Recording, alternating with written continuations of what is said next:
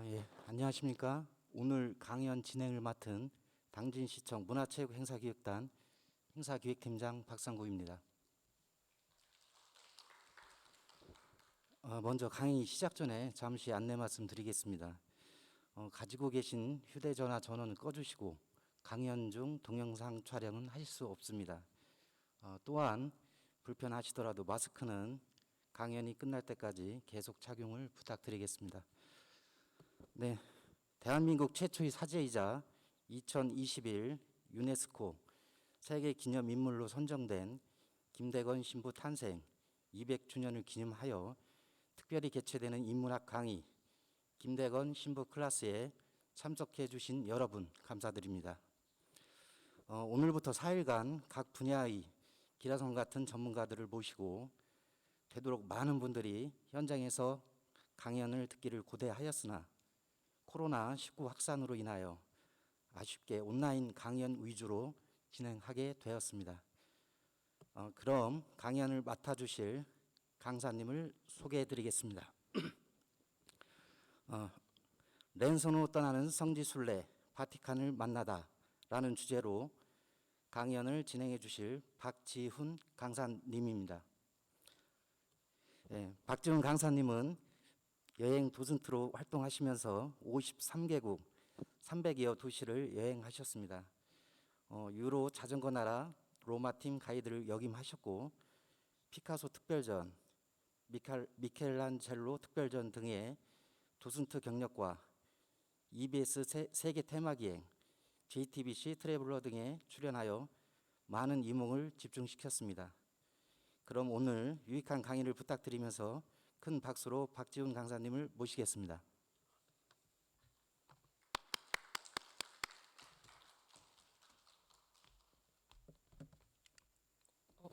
네, 여러분 안녕하세요. 반갑습니다. 박지훈입니다.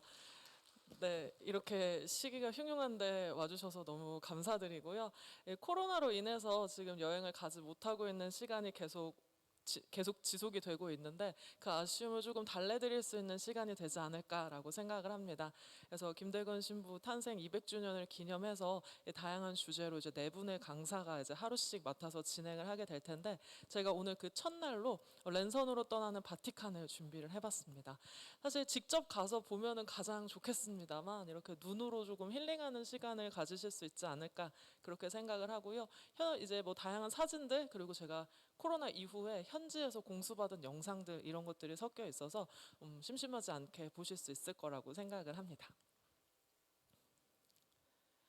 네, 뭐 소개를 잘 해주셨는데요. 저는 여행 도슨트라는 별명으로 활동을 하고 있습니다. 이 도슨트라고 하는 말 혹시 여러분 아세요? 잘 모르시나요?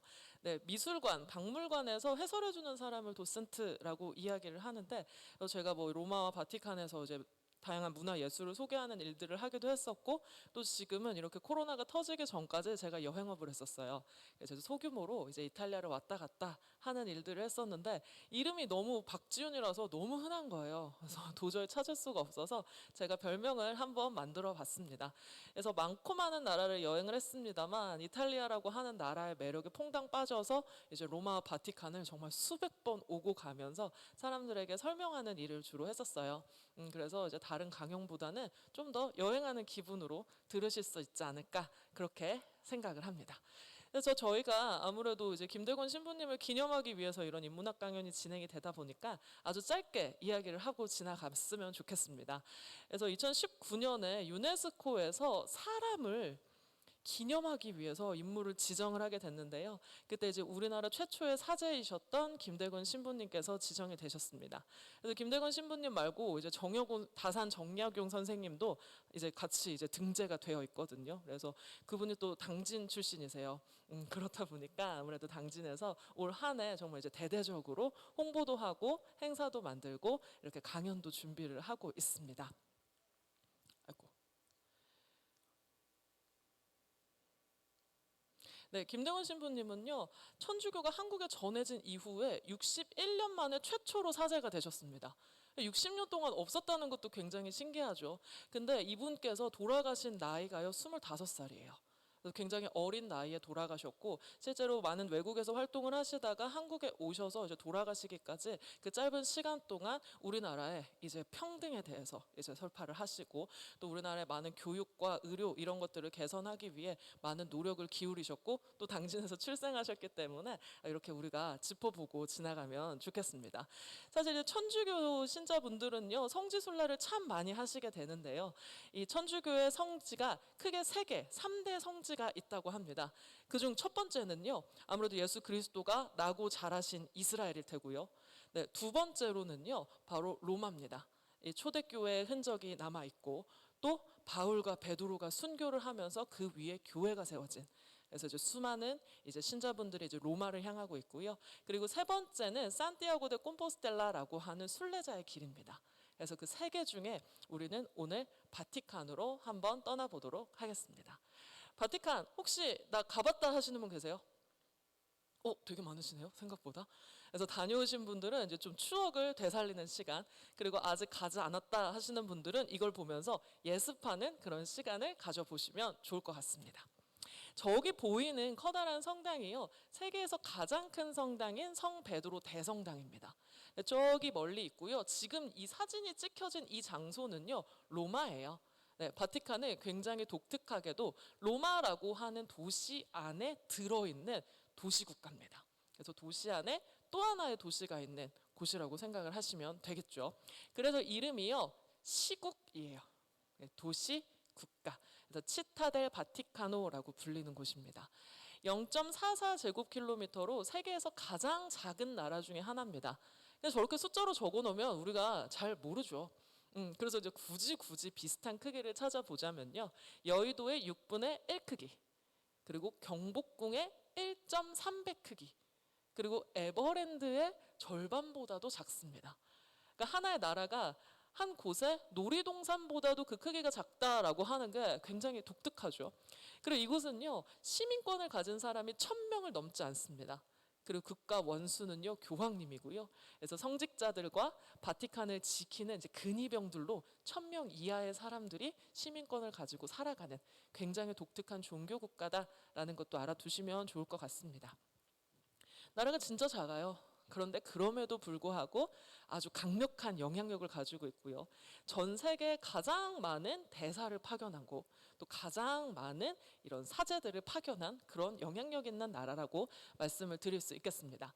그리고 이곳 안에 세계에서 가장 큰 성당인 성 베드로 대성당, 그리고 세계 3대 박물관 중에 하나인 바티칸 박물관이 있는, 그래서 꼭 종교가 크리스트교가 아닐지라도 이곳에 있는 수많은 예술 작품과 이런 멋진 건축물을 보기 위해서 전 세계 각지에서 여행객들이 모여드는 장소가 바티칸입니다. 그리고 여권 없이 갈 수 있는 나라다라고 제가 적어 놓았는데요. 여러분, 이게 바티칸의 지도예요. 무슨 그냥 뭐 놀이동산 지도만 하죠. 진짜 작습니다. 그래서 국경선을 따라서 한 바퀴 삥 돌면은 뭐 걸어서 1시간이면 끝나는 그런 조그만 나라가 바로 바티칸인데요. 우리 일반인이 갈 수 있는 곳은 여기 노란 색깔의 바티칸 박물관, 그리고 여기 빨간 색깔의 세계에서 가장 큰 성당인 성 베드로 대성당, 그리고 마지막으로 이 베드로 광장까지 우리 일반인은 여행을 할 수가 있는데, 지금 여기 광장이 여기가 뻥 뚫려 있어요. 그래서 우리가 비행기 타고 기차 타고 남의 나라 가는 경우는 많은데 걸어서 남의 나라 가는 경우는 잘 없잖아요. 근데 이 광장 같은 경우에는 이렇게 한 발짝 가면은 바티칸, 이렇게 가면은 이탈리아, 이런 식으로 왔다 갔다 하는 굉장히 재미난 경험을 할 수 있는 곳이 바티칸이라고 말씀드릴 수 있겠습니다. 이 나라가 되게 조그만데 여기 있을 거 다 있어요. 잘 보시면은요, 여기 기찻길도 있고요, 여기 레일웨이 스테이션이라고 써 있죠. 그리고요, 여기 우체국도 있습니다. 그리고요, 학교도 있고 병원도 있고 마트도 있고 호텔도 있고, 이렇게 있을 거 다 있는, 다 갖춰진 나라가 바티칸이다라고 말씀을 드릴 수 있을 것 같아요. 그런데 이 바티칸이라고 하는 나라, 사실 예수께서는 이스라엘에서 나고 돌아가셨잖아요. 그런데 저 멀고 먼 유럽 땅의 로마에 왜 하필 바티칸이 생겼느냐? 네, 이걸 먼저 짚고 가면 좋을 것 같습니다. 그래서 그것에 대해서 이야기하기 위해서는 바티칸의 국기를 먼저 한번 보여드리려고 하는데요. 이렇게 생겼어요.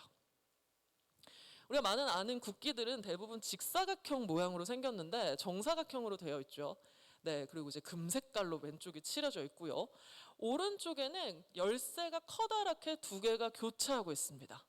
하나는 천국 열쇠, 하나는 지상의 열쇠라고 이야기를 할 수 있겠는데요. 이 이야기를 하기 위해서는 우리가 베드로라고 하는 사람, 네, 이탈리아 말로는 피에트로라고 하는 성인에 대해서 이야기를 하지 않을 수가 없습니다. 네, 하루는 예수께서요 제자들을 싹 다 불러다 놓고 물어봐요. 얘들아, 사람들이 나 뭐래? 나 누구래? 하면서 이제 물어봅니다. 그때 많은 제자들이 되게 훌륭하시대요. 누구는 엘리야 같다고도 하고 누구는 뭐 대단한 선지자라고도 얘기를 합니다. 라고 막 이렇게 얘기를 했었습니다. 근데 베드로가 이렇게 얘기를 하죠. 주는 그리스도시요 살아계신 하느님의 아들이십니다. 라고 고백을 합니다. 그때 예수께서 엄청 감동을 받으셔서요. 베드로에게 뭐라고 이야기를 하느냐? 베드로야, 너는 반석이다. 내가 반석 위에 교회를 세울 것인데 그 어떤 어둠의 권세도 해치지 못할 것이다. 그리고 또한 내가 너에게 천국의 열쇠를 줄 터인데 네가 무엇이든지 땅에서 매면 하늘에서도 매일 것이요 땅에서 풀면 하늘에서도 풀릴 것이다 라면서 열쇠에 대해서 말씀을 하십니다. 그래서 그때 받았었던 베드로의 열쇠, 모든 권세를 가지고 있는 그 열쇠를요, 이제 카톨릭에서는 베드로가 1대 교황이다, 이 예수 그리스도로부터 권한을 받았다라고 인정을 하게 되면서 베드로가 1대 교황이에요. 그래서 지금 266대에 이르는 프란체스코 교황님까지 교황께서 통치하고 다스리시는 교황청의 국기가 바로 이 베드로의 열쇠가 들어있게 된 겁니다. 그리고 여기 위에 있는 관은요, 삼중관이에요. 그래서 지금은 너무나도 이런 권위적인 느낌 때문에 삼중관을 사용하고 있지는 않습니다만 이렇게 바티칸의 국기는 베드로와 관련이 되었다라고 먼저 말씀을 드리고요. 이 베드로가 복음을 전하기 위해서 이스라엘에서 로마까지 오게 됩니다. 그러다가 네로라고 하는 황제의 박해 때 십자가에 거꾸로 매달려서 순교를 당하게 되고요. 이 베드로를 그냥 죽고 아무데나 그냥 시신을 이렇게 버려놨는데 그곳에 공동묘지 위에 이제 성당이 세워지게 된 겁니다. 반석, 그 베드로라고 하는 이름의 그 반석 위에 교회를 세우겠다라고 말씀하신 그 말이 진짜 실제가 된 게 바로 바티칸이에요. 자, 지금 예전의 바티칸의 지도입니다. 아까 보여드렸었던 빨간색의 성당이고요. 지금 이 초록 색깔이 길쭉하게 되어 있는 건 예전에 전차 경기장이었어요. 그래서 여기서 전차가 막 오고 가면서 이런 경기를 펼치기도 했었지만 뭐 그 신앙을 가진 사람들 혹은 뭐 검투 경기를 하는 사람들, 이런 사람들이 여기서 정말 무참히 많이 살해를 당했습니다.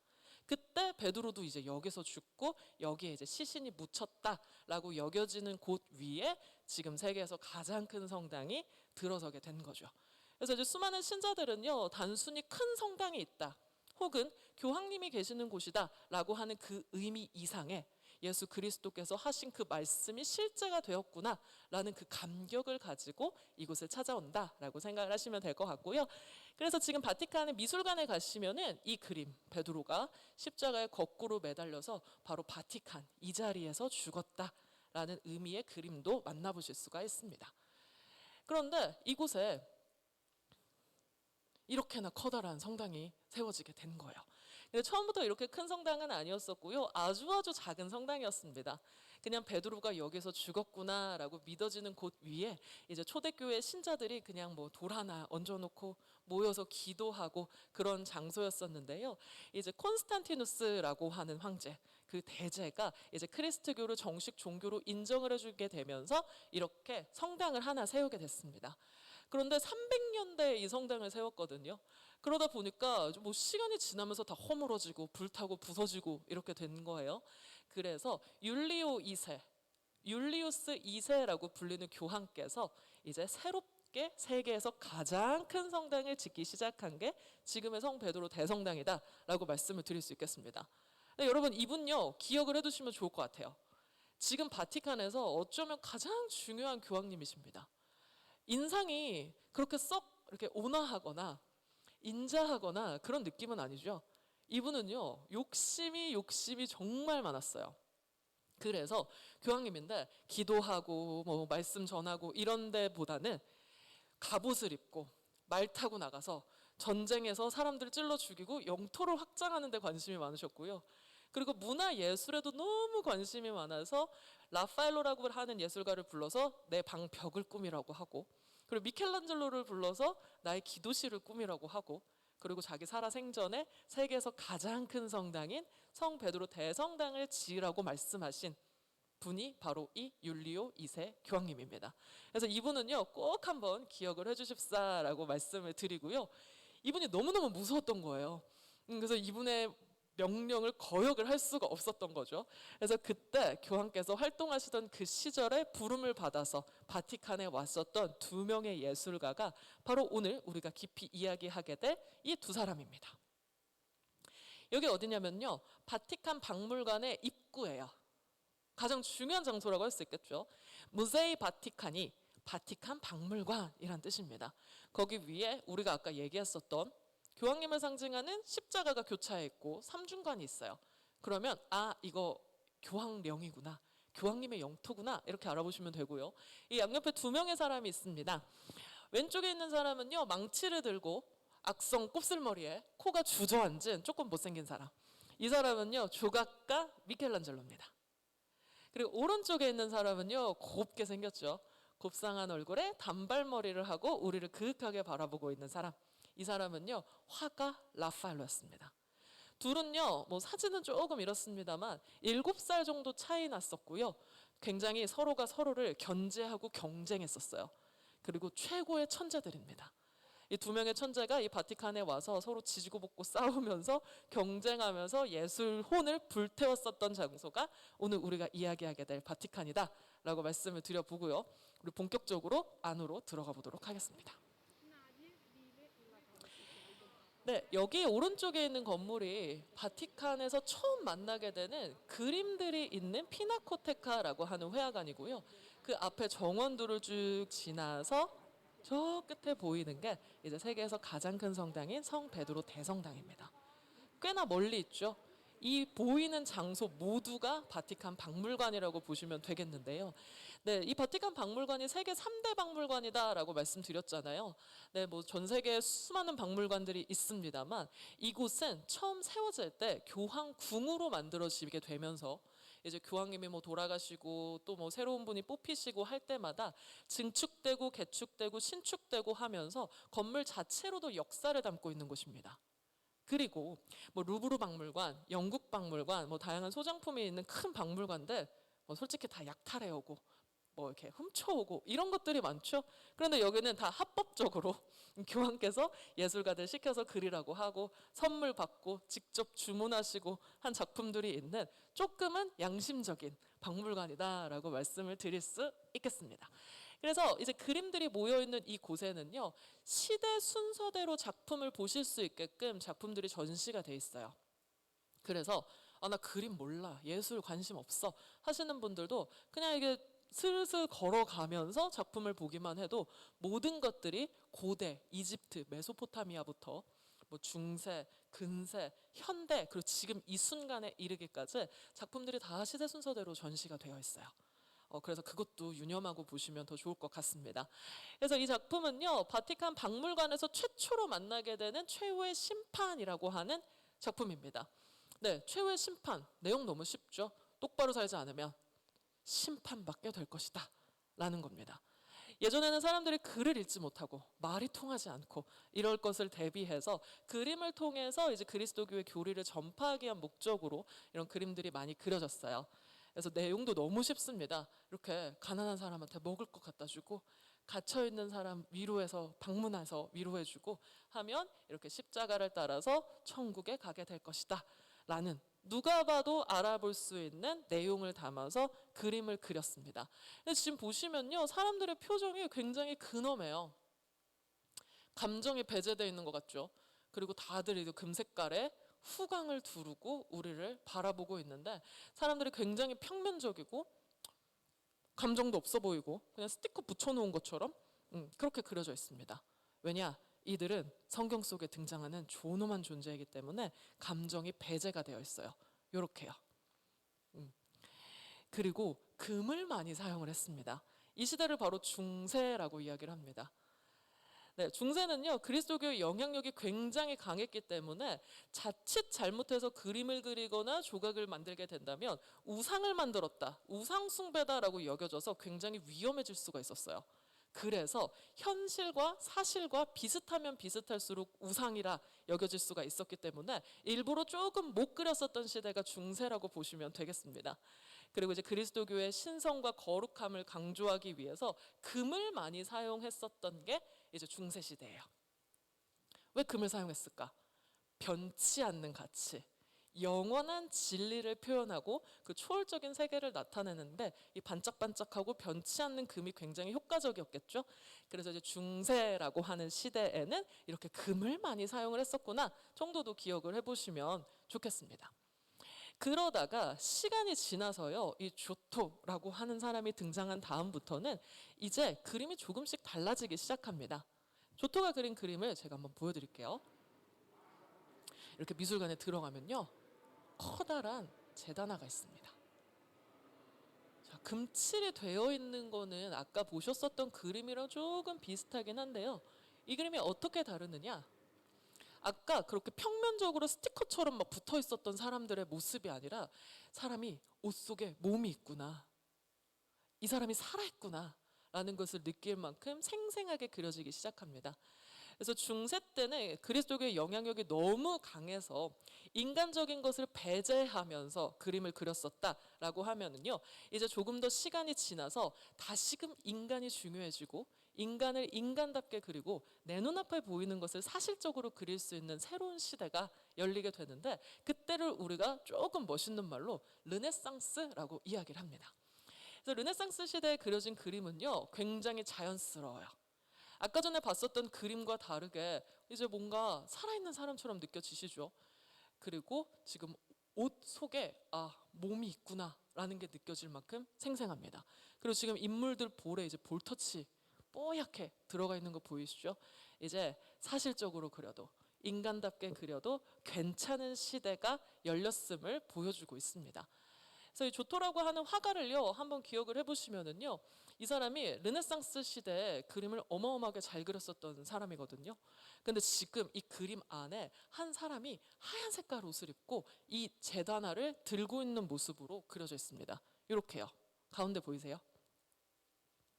이제 중세의 엄격함이 조금씩 사라지고 있음을 이 안에서 보실 수가 있는데, 이 그림에 등장한 이 사람이 누구냐? 그림 주문한 사람이에요. 예전에는 너무너무 엄격해서 성경 속에 등장하는 사람들만 있을 수 있었는데, 이제는 돈 낸 사람이 이 그림에 등장할 수 있을 만큼 이제 인간이 중요해진 시대, 이제 르네상스가 되었다라는 것을 단적으로 보여줍니다.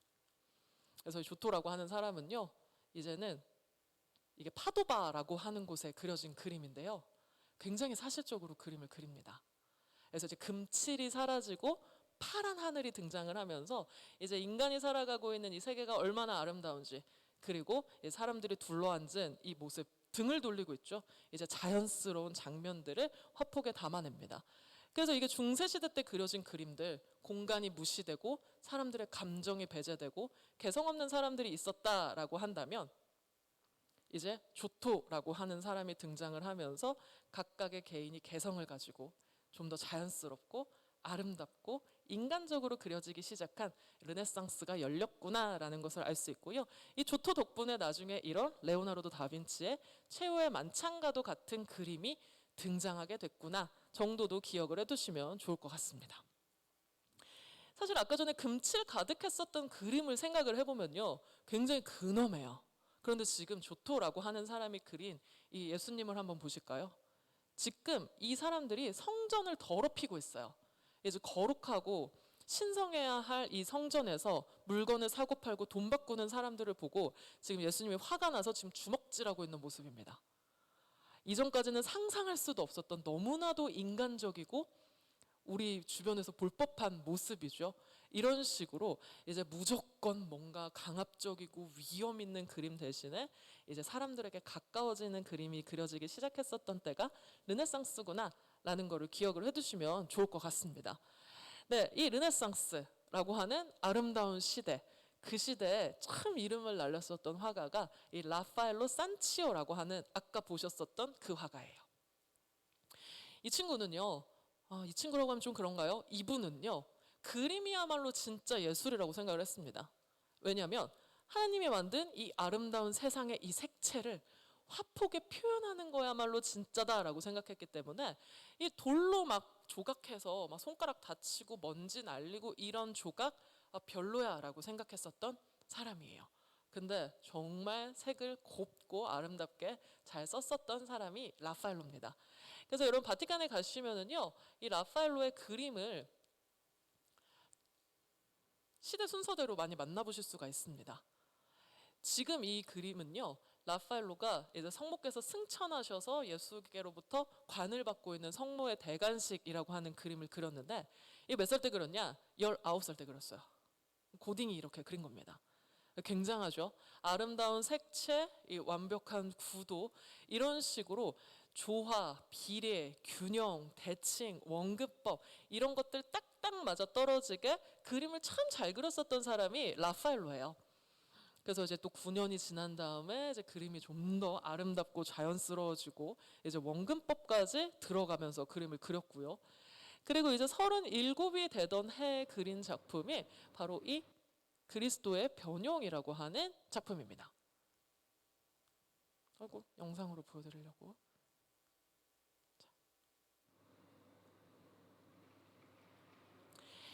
그리스도의 변형, 용모가 변하다라는 뜻을 가지고 있습니다. 예수께서 이 세 명의 제자들과 함께 기도를 하기 위해서 높은 산에 올라가십니다. 그때 갑자기 예수님의 얼굴과 몸이 하얗게 빛나고 눈부시게 하얘지는 것을 제자들이 보게 돼요. 그때 이제 구약의 선지자였었던 모세와 엘리야가 나타나서 대화를 나누는 모습을 이 세 명의 제자들이 보게 됩니다. 너무 무서워서 엎드려서 이제 벌벌벌 떨고 있었습니다. 그러다가 이제 고개를 들고 쳐다봤을 때 이 선지자들은 사라진 후였고 이제 이들은 산에서 내려올 준비를 하게 됩니다. 그때 나머지 9명의 제자들은 뭐라고 했었냐면요, 예수님을 산 밑에서 기다리고 있었어요. 그때 한 아버지가 자신의 귀신 들린 아들을 데리고 온 겁니다. 그래서 이 아이가요, 막 불구덩이도 뛰어들고 물구덩이도 뛰어들고 자꾸 자신의 몸을 해하려고 하는 그 모습을 보고 혹시나 우리 그 스승 예수께서는 고쳐주실 수 있지 않을까 싶어가지고 아들내미를 데리고 온 거예요. 근데 보시면 제자들 어때요? 저 누가 고칠 건데? 예수님이 고쳐줄 수 있지 않을까? 나는 못할 것 같은데? 막 이러면서 서로 미루고 있는 거죠. 그때 예수께서 오셔서 이 모습을 보고 아이를 고쳐주십니다. 그리고 이제 제자들에게 이 믿음 없는 것들아 책망하시면서 너희에게 겨자씨 한 알만한 믿음이 있었어도 이 산을 저기로 옮길 수 있었을 텐데 라면서 안타까워 하셨다라고 하는 게 이 그림의 이야기입니다. 내용이 진짜 길죠. 그렇죠? 근데 이 길고 긴 이야기를 이 라파엘로가 굳이 이 그림을 왜 그렸을까? 여러분 아까 그 잘생긴 라파엘로는요, 실력도 좋고 성격도 좋고 사회생활도 잘하고 집안도 좋고 뭐 하나 아쉬울 게 없는 사람이었습니다. 그런데 라파엘로가 그린 이 그림은요, 그가 37살에 그린 유작이에요. 안타깝게도 열병에 걸려서 죽게 됩니다. 그때 자기가 막 열이 나고 막 시름시름 앓고 할 때 자기도 이 그림을 그렸었던 거죠. 사실 이 그리스도의 변형이라고 하는 주제는 성경 속에서도 그렇게 많이 알려져 있지 않은, 사람들이 그렇게 선호하지 않는 주제입니다. 그래서 화가들도 별로 안 좋아했었거든요. 그런데 라파엘로는 이 그림을 그리면서 나에게 이 겨자씨 한 알만한 믿음이 있어서 나도 저기 있는 저 애처럼 살았으면 좋겠다 라는 그런 마음을 담아서 그린 작품이 이 그리스도의 변형이고요. 결국 이 그림은 완성하지 못하고 라파엘로가 죽습니다. 그래서 이제 라파엘로라고 하는 르네상스 3대 거장 중에 한 사람의 유작이 바티칸에 있다라고 제가 말씀을 드려보고요. 사실 라파엘로가 가장 전성기 시절을 누리고 있었을 때의 그림은 뒤에 가서 제가 다시 한번 설명을 드릴 수 있을 것 같아요. 이 그림은요, 이 예수님이 진짜 환하게 빛납니다. 그래서 이제 예수님으로부터 비추는 이 밝은 빛이 이 제자들을 따라서 이렇게 쭉 흐르다가 이 그림을 보고 있는 우리에게까지 그 빛이 쏟아지는 느낌으로 그려지게 되거든요. 그래서 라파엘로가 얼마나 많은 열망을 가지고 이 살고자 하는 그 간절한 마음을 가지고 이 그림을 그렸을까라고 생각을 해보시면 너무 좋을 것 같습니다. 자, 그리고 그 다음에 이어지는 사람은요, 이 레오나르도 다빈치라고 하는 사람인데요. 레오나르도 다빈치, 네, 천재 중에 천재, 창의력 대장, 뭐 이렇게 다들 알고 계실 겁니다. 사실 화가라고 하기에는 좀 그래요. 왜냐? 너무 많은 것들을 했기 때문에. 그래서 30여 가지 학문에 능통했었고, 수학, 기하학, 천문학, 광학, 지질학, 뭐 식물학, 해부학, 뭐 온갖 학문에 능통했었던 사람입니다. 그래서 이 많은 것들을 다 공부하려면 얼마나 바빠요, 그렇죠? 그래서 그림을 돈 주고 그리라고 주문하면은요, 좀 그리다가 잠깐만요, 딴 거 하고, 딴 거 하고, 딴 거 하고 이래서 작품을 너무나도 많이 미완성으로 남겼습니다. 그래가지고요, 안타깝게도 이탈리아에서는요 별로 인정을 못 받았어요. 그래서 나를 인정해 주는 곳으로 가겠다라고 해서 자기 작품이랑 짐을 싹 싸들고 나중에 프랑스로 가게 됐었던 사람이 바로 레오나르도 다빈치죠. 그래서 사실 우리 바티칸 박물관은 아니지만 레오나르도의 가장 유명한 작품이 바로 이 모나리자라고 하는 작품이죠. 네. 이 리자라고 하는 부인, 리자 게라르디니라고 하는 피렌체의 부유한 상인의 아내를 그린 게 바로 이 모나리자입니다. 이 모나리자가 왜 이렇게까지 유명할까? 여러분 혹시 생각해 보신 적 있어요? 이 모나리자는요, 보면 볼수록 매력적입니다. 왜냐하면은요, 이 몸에 윤곽선이 없어요.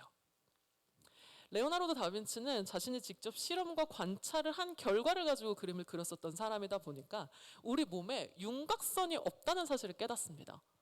저같이 그냥 무지랭이 같은 사람이 그림을 그리면 손가락 5개 그리고 그 안을 채우고 이렇게 그렸을 텐데, 지금 이 손을 보시면요, 윤곽선이 없이 그 끝이 뿌옇게 흐려져 있는 것을 보실 수가 있어요.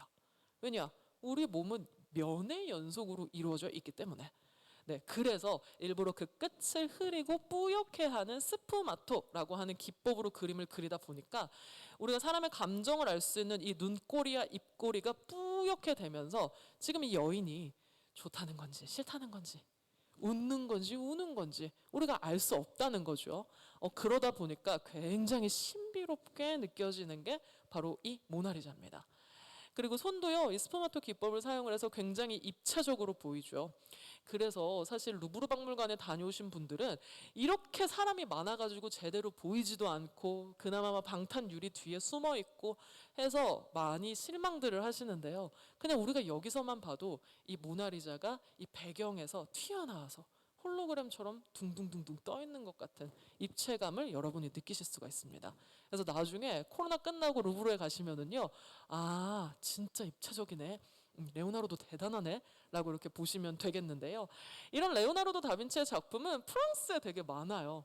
왜냐? 아까 말씀드린 대로 짐을 싹 다 싸들고 프랑스로 가버렸기 때문에. 그런데 참 다행스럽게도 바티칸에 레오나르도의 작품이 하나가 있습니다. 바로 광야의 히에로니무스라고 하는 작품이에요. 자, 영어로는 제롬이라고도 불리는 성인이십니다.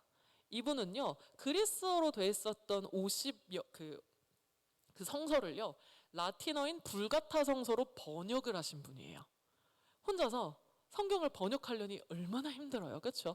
그래서 이 속세와의 연을 끊고 광야에 가서 밥도 잘 안 먹고 잠도 잘 안 자고 하면서 열심히 성서를 번역하고 계시는 모습입니다. 그런데 인간이잖아요. 아무리 성인이라고 할지라도 그냥 그만하고 싶고 집에 가고 싶고 맛있는 거 먹고 싶고 하는 그런 인간적인 욕망이 들 때마다 옆에 있는 돌을 주워가지고요, 자신의 가슴을 찍었답니다. 정신 차려! 막 이렇게 하면서.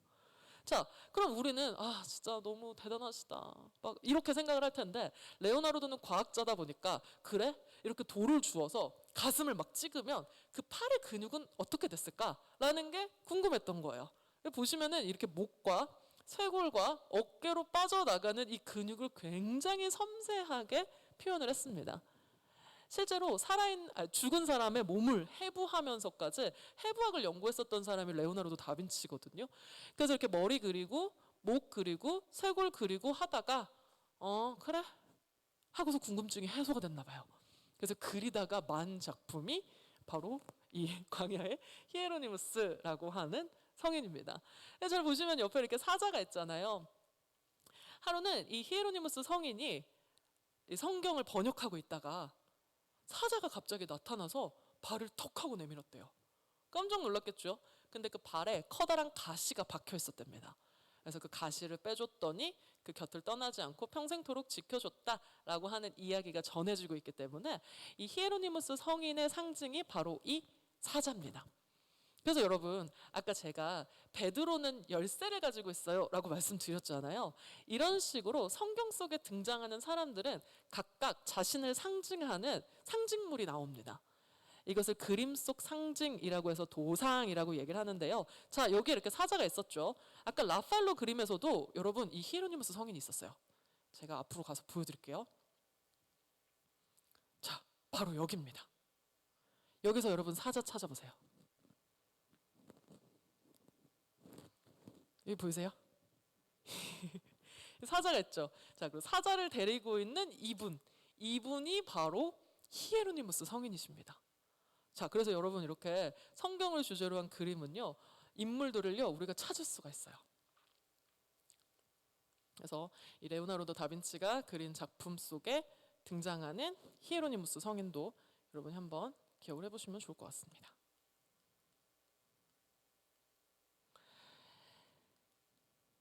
그리고 이 르네상스, 레오나르도 다빈치, 라파엘로, 그리고 이런 조토, 이런 사람들이 사실적이고 아름답고 균형 잡힌 그림을 그리고 있는 동안에 미술이요 점점 발전을 합니다. 그러다가요 여러분 그 미술의 사조의 흐름이 싹 바뀌는 사건이 발생하게 되는데, 그게 뭐냐면 바로 종교 개혁입니다. 네, 이제 그리스도교가 하나였었던 게 이제 둘로 찢어지는 아픔을 겪게 되죠. 그러면서 이제 교황청에서는 이제 다양한 노력을 기울이게 되는데, 이제 개신교와 천주교가 찢어지게 되면서 이제 떠나간 신자들을 되찾고, 또 이제 신앙이 식어진 사람들을 다시금 이제 막 불붙게 하기 위해서 이제 강력하게 교황청의 주도로 새로운 미술의 흐름이 등장을 하게 됩니다. 그때를 바로크라고 불러요. 그래서 아주 강렬하고 자극적이고 사실적인 사람의 마음을 움직이는 새로운 미술이 등장을 하게 되는데, 그 시작을 알렸었던 사람이 바로 이 사람 미켈란젤로입니다. 근데 우리가 알고 있는 아까 얼굴 봤었던 그 문 위에 그려져 있었던 미켈란젤로가 아니라, 이 사람은 아까 그 우리가 얘기했었던 미켈란젤로랑 이름이 똑같아가지고 그 이름으로 못 불렸어요. 그래서 자기 동네인 까라바쪼라고 불렸었던 사람입니다. 여기 앞에 다가 붙었죠. 이 다는요 출신지라고 보시면 돼요. 그래서 레오나르도 다 빈치는요 빈치 사람 레오나르도라는 뜻이고요. 여기 미켈란젤로 메리시 다 까라바쪼는요 까라바조 출신의 미켈란젤로라고 보시면 되겠습니다. 그래서 여러분은 지금 땡땡땡 다 당진 이렇게 되겠죠. 저는 다 서울이고요. 네, 그것도 한번 참고로 기억을 해주시면 좋을 것 같은데, 이 사람은요 정말 사실적으로 그림을 그렸었던 사람입니다. 예쁘게 미화시키고 마치 지금으로 치자면 포토샵, 필터 이런 거 용납 안 했었던 사람이에요. 왜 거짓말을 해? 아름답지 않아도 곱지 않아도 그 자체로도 충분하다 라면서 그 본질 자체의 그 모습을 보여주려고 했었던 사람이 바로 까라바쪼라고 하는 예술가입니다. 그래서 보시면은요 이전에 르네상스 시대의 예술가들이 상상할 수 없었던 모습입니다. 왜냐? 예수님이 너무 처참하고 추한 모습으로 죽고 있어요. 그렇죠? 멋지게 이 죽음을 감내하고 고귀하게 이렇게 십자가에 못 박혀서 죽은 것이 아니라 그냥 정말 피를 다 쏟아내고 이제 아무 힘이 없어서 얼굴이 푸르딩딩하게 정말 처참하게 죽어버린 모습으로 그대로 그림을 그린 겁니다. 그리고 성모 마리아를 그릴 때도요 정말 영원히 늙지 않을 것 같고 아름답고 마냥 고울 것만 같은 그런 고귀한 여성으로서의 성모 마리아를 그린 것이 아니라 주름이 자글자글하고요 늙었어요.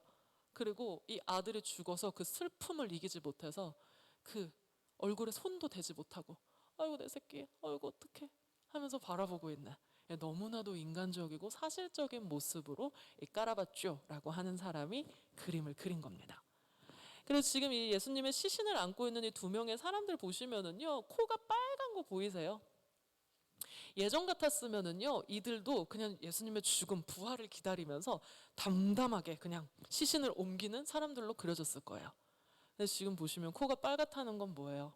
울었어요. 너무 슬픈 거죠. 그렇죠? 이렇게 너무나도 인간적이고 우리와 함께 공감할 수 있는 사실적인 모습으로 그림을 그려서 보는 사람들로 하여금 깊은 감동을 주게 했었던 사람이 바로크의 선구자 까라바ggio라고 하는 사람입니다. 근데 지금이야 우리가 이 그림을 보면은 와 진짜 정말 슬프다. 예수께서 우리 때문에 저렇게 돌아가셨구나라고 공감을 하지만 당시 사람들은요 까라바ggio를 미쳤다고 생각했습니다. 저거 신성 모독이다. 이거 해도 너무한다. 이 성화를 어떻게 이렇게 그릴 수가 있느냐라고 욕을 먹었었던 사람이에요. 하지만 포기하지 않고 자신의 뚝심을 이제 밀어붙인 결과 지금은 너무나도 많은 사람들에게 사랑을 받고 있는 바로 그 시대의 최고의 예술가가 되었다라는 것도 기억하시면 좋을 것 같습니다. 그래서 이 바티칸뿐만 아니라 이 로마 시내 곳곳에서 이 까라바ggio라고 하는 사람의 작품을 만나보실 수 있거든요. 그래서 꼭 한번 기억을 해보십사라고 말씀을 드려봅니다. 자, 그렇게 그림을요, 우리가 이제 중세, 르네상스, 바로크 이렇게 시대 순서대로 한번 쭉 회화관에서 둘러보셨고요. 이제는 본격적으로 바티칸 구석구석을 한번 다녀보도록 하겠습니다. 아마 다녀오셨던 분들은요, 이 영상 보면서 이러실 거예요. 왜냐? 사람이 없죠. 네, 코로나 직후의 모습입니다. 제가 현지에서 이제 공수를 받은 영상인데요. 여기는 솔방울 정원이라는 이름을 가지고 있어요. 이게 바티칸이 명실공히 하나의 나라 아니겠습니까?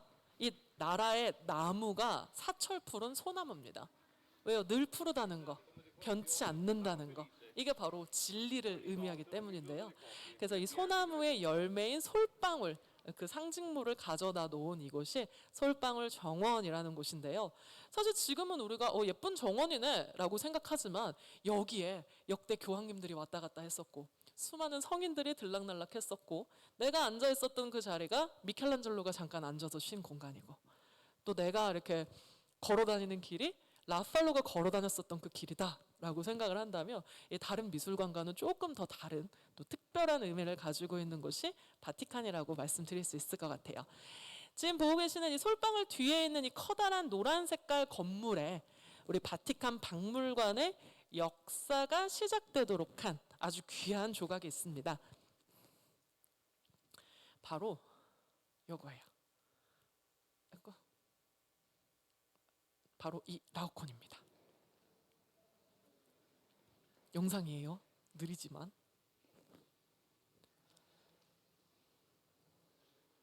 라오콘이라고도 부르고요. 세 명이 등장하잖아요. 그래서 이제 무리 군자를 사용해서 라오콘 군상이라고도 불리는 작품입니다. 이 라오콘은요 누구였냐? 트로이라고 하는 나라의 신관이었습니다.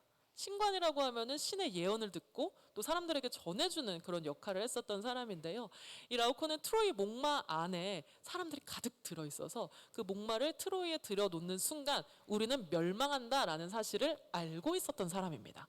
그래서 목마 들여놓으면 안 돼 라고 막아서다가 이제 신들에게 미움을 받아서 저렇게 뱀에 물려서 자기 자식들과 본인이 함께 죽게 되는 그런 처참하게 죽어갔었던 사람이 바로 라오콘입니다. 근데 여러분 이 조각이 언제 조각됐냐면요. 기원전 1세기경, 기원전 150년경에 만들어졌어요. 그러니까 지금으로부터 2200년 가까이 전에 만들어진 조각이 바로 이겁니다. 너무 놀랍지 않나요? 2200년 전에 사람이 어떻게 이렇게 몸에 대해서 잘 알아요? 그렇죠?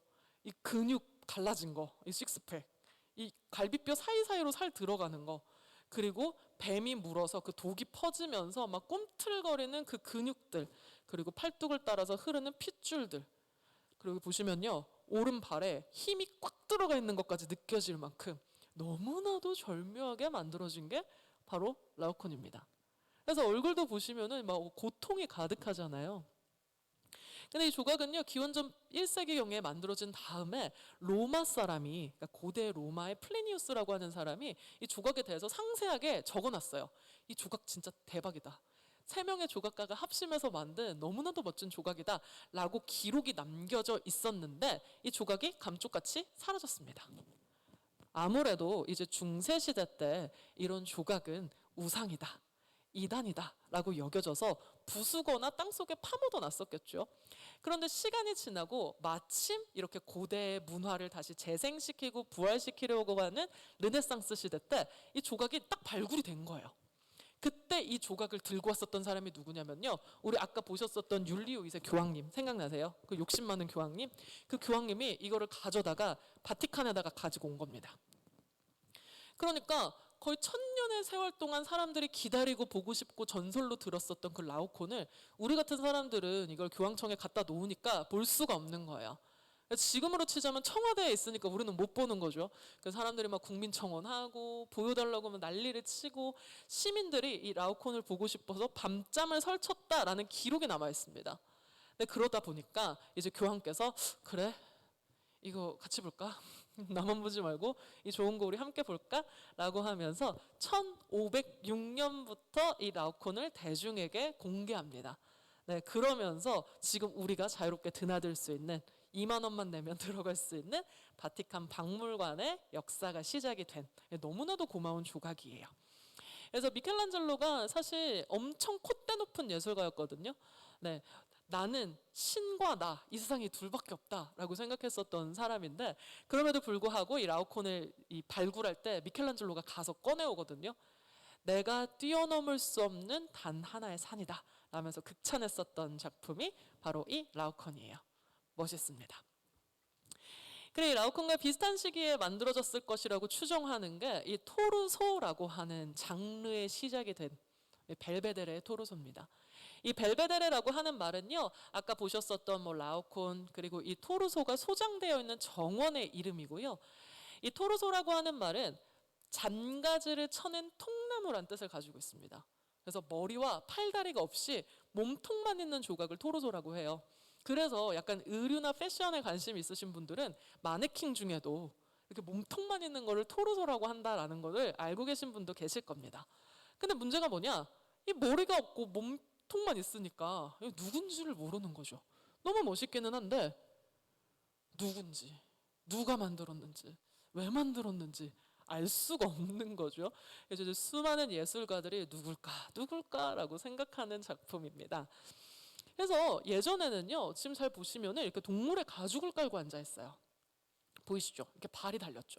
그래서 이거 사자를 잡은, 네메아의 사자를 잡아서 그 껍질을 들고 다녔었던 헤라클레스겠구나라고 사람들이 생각을 했었다는데, 나중에 보니까 이 발이 사자발이 아니래요. 표범발이래요. 그래가지고 헤라클레스는 아니구나라고 하면서 미궁 속으로 빠졌습니다. 그래가지고 아직까지도 뭐 예술가들이 계속 상상을 하다가 아무래도 아킬레스의 유물을 받지 못해서 화가 나서 사람들을 죽였었던 아이아스 혹은 아약스라는 사람이 아닐까라고 지금 바티칸 측에서는 추정을 하고 있습니다만 몰라요. 우리는 모르죠. 알 수가 없죠. 그렇다 보니까 수많은 예술가들이 토르소에다가 자기가 생각하는 팔과 다리를 붙이면서 인물들을 참 많이 만들어내게 됩니다. 그래서 보시면은요, 미켈란젤로는 나중에 이 돌 위에 앉아 있는 토르소에다가 팔과 다리를 붙여서 천장화, 그리고 이제 최후의 심판에 그려져 있는 인물들을 많이 만들어내기도 했고, 또 여러분이 너무나도 잘 알고 계시는 현대 조각의 아버지인 오기스트 로댕이라고 하는 사람도 이 토르소에서 영감을 받아서 팔다리를 붙여서 생각하는 사람이라고 하는 작품을 만들었습니다. 그래서 여러분, 이 조각이 여러 개의 크기의 버전이 있거든요. 그중 하나가 바티칸 박물관에 있어요. 왜냐하면 파리 로댕 박물관에서 고맙다고 하나를 기증했습니다. 네, 그렇다 보니 이 토르소라고 하는 조각 자체가 정말 수많은 예술가들에게 영감을 주는 장소거든요. 조각이거든요. 네, 그 조각이 있는 방의 이름이 뮤지의 방입니다. 지금 이 토르소 주변에 이제 많은 여인들이 있습니다. 자신이 좋아하는 악기를 가지고 있는 음악가 기의 여인들, 뮤즈 9명의 여인들이에요. 여러분, 우리가 뭐 예술가들이 그림을 그리거나 조각을 하거나 막 이럴 때 저 여인이 나의 뮤즈라서 내가 영감을 받았습니다, 이런 얘기 한 번쯤 들어보셨을 텐데요. 이런 뮤즈들이 있는 뮤즈의 방에다가 이 예술가들에게 정말 상상력을 주는 토르소를 가져다가 놓은 겁니다. 그래서 이렇게 바티칸 박물관은요, 그냥 뭐 놓여 있는 장소도 의미 없이 놓여 있는 곳이 없다라는 걸 알아두시면 좋을 것 같고요. 혹시 우리 오늘 처음에 미켈란젤로와 라팔로의 조각이 올라가 있는 그 입구에 써져 있었던 단어 기억나십니까? 뮤제이 바티카니라고 적혀져 있었죠. 이 뮤제들이 살고 있었던 그 공간을 무사이라고 한대요. 뮤제이. 그리고 이 뮤제이가 나중에 영어로 바뀌면 뮤지엄이 되는 겁니다. 그래서 우리가 박물관에 가면은 왠지 막 영감이 떠오르고 상상력이 자극되고 하는 이유가 이 뮤즈들 때문이구나 라는 것도 한번 기억을 하면서 보시면 좀 더 설레는 경험이 되실 수 있을 것 같아요. 뭐 이 라오콩과 토로소 말고도 여러분 이렇게 많습니다. 너무 많아요. 그래가지고 이렇게 밖에다가 다 꺼내 놓은 거죠. 하나씩 하나씩 둘러볼 겨를도 없이 정말 많은데, 제가 바티칸 박물관은 건물 자체도 예술이다라고 말씀드렸잖아요. 바닥도 보고 벽도 보고 천장도 보고 하면서 정말 눈이 쉴 틈 없는 곳이 바로 바티칸 박물관인데, 지금 이렇게 길쭉한 복도의 양 옆에 이렇게 그리스와 로마 시대의 조각이 있는 이 첫 번째 복도가 촛대의 방이라고 불리는 곳입니다. 기가 막히죠. 여러분, 이 바닥의 무늬도 이 색색의 돌들을 다 가져다가 끼워 넣은 거예요. 그리고 이렇게 조각들이 한바탕 이렇게 지나가고 나면은요, 또 다른 컨셉의 방이 등장을 합니다. 여러분, 이렇게 바티칸에 사람이 없을 때도 있대요. 네, 저도 이 모습은 못 봤는데요. 자, 이렇게 촛대가 있는 조각들이 있는 방을 지나서 이제는 양탄자들이 이제 주렁주렁 걸려져 있습니다. 이 양탄자들을 영어로는 테피스트리라고 하고 이탈리아어로는 아라찌라고 하는데요. 우리는 카페트 바닥에 깔잖아요. 그렇죠? 근데 이제 유럽에서는 석조 건물의 우풍을 막으려고 이렇게 벽에다가 걸었습니다. 그러니까 막 우리 슈퍼카 지금 비싼 자동차 타는 것처럼 옛날에는 이거 하나 만드는데 막 1년, 2년 이렇게 걸리니까 이 장인들이 한 땀 한 땀 따서 만든 이 멋진 작품들을 먼 길을 가거나 원정을 가거나 했을 때 쫙쫙 펼치면서 내가 이렇게 잘 살아, 내가 이렇게 부자야, 이렇게 자랑을 했었던 거죠. 그래서 왼쪽에는 메시아 예수 그리스도의 일생을, 그리고 오른쪽에는 우르반 8세라고 하는 바르베리니 가문의 교황님의 일생을 이렇게 양탄자로 한 땀 한 땀 만들어 가지고 이렇게 벽에다가 전시를 해놓은 모습입니다. 기가 막히죠. 그리고 이제 마지막으로 이어지는 방이 바티칸에서 제일 예쁜 곳이에요. 이게 다 하나의 복도로 쭉 이어져 있습니다. 네, 이탈리아에 있는 40개의 교구, 이 40개의 지역의 구석구석을 아주 축척까지 정확하게 계산을 해서 1580년부터 만들게 된 지도의 방입니다. 그래서 각각의 벽면에는요, 지금 남쪽부터 북쪽까지 동과 서의 이런 구석구석의 모습들이 이렇게 지도에 표시가 되어 있는데요. 이 모든 지형 지물이 나와 있는 건 아니고 딱 성당만 나와 있어요. 왜냐? 오직 교황님만을 위해서 만들어진 특수목적 지도이기 때문에. 그리고 각각의 벽에다가 이렇게 각 지역을 표시를 했고요. 천장에다가는 그 벽면에 해당하는 지역에서 있었던 중요한 사건들, 뭐 성인의 탄생, 성경 속의 이야기, 이런 것들이 이제 천장에다가 이제 그림으로 그려놨습니다. 그리고 또 하나 놀라운 건 뭐냐면요, 여러분이 지금 금색깔로 보고 있는 거는 모두 다 금이라는 사실입니다. 저 어마어마하죠. 이렇게 뭐 교황님을 비롯해서 뭐 예전에 뭐 귀족들, 부자들 이런 사람들은 복도에다가 이렇게 소장품들을 전시해놓고 진열하면서 많은 사람들에게 자랑을 했었어요. 네, 이런 복도를 이탈리아 말로 뭐라고 하냐면 갈레리아라고 합니다. 갈레리아. 자, 갈레리아 하면은 뭐 떠오르는 거 있잖아요. 갤러리. 그렇죠? 영어로 갤러리라고 불리는 그 미술관이 이 복도 갈레리아에서 유래가 됐구나라는 것도 기억을 해두시면 더 좋겠죠. 그래서 이렇게나 아름다운 방이 쭉 이어지게 됩니다. 되게 웃긴 게 뭐냐면요, 여러분, 이 복도가 원래 없었어요. 그래서 저쪽에 있는 교황궁하고 이쪽에 있는 여름 별궁하고 따로 떨어져 있었는데, 아까 그 율리오 2세 교황님 생각나세요? 그 교황님이 통풍이 있어가지고 건강이 별로 안 좋았는데 의사 선생님들이 좀 걸어 다니세요, 운동 좀 하세요 라고 하는데 안 하니까 아예 걸어 다니실 수 있도록 약간 런닝머신 같은 느낌으로 복도를 쫙 만든 겁니다. 대단하죠. 네, 나중에 뭔가 다시 태어난다면 율리오 2세 교황님으로 태어나 보시는 것도 좋지 않을까. 그래서 이 복도를 따라서 쭉 가서 끝에 도달하게 되는 곳이 교황님의 집무실입니다. 집무실 안에 들어가시면요, 벽에 이렇게 화려하게 그림이 그려져 있는 서명의 방이라고 하는 방이 나오는데요. 말 그대로 서명하는 방이에요. 중요한 문서를 읽고 계약하고 서명하는 곳. 네, 여기에 우리 아까 봤었던 라파엘로가 아테네 학당이라고 하는 너무나도 유명한 그림을 그려놨습니다.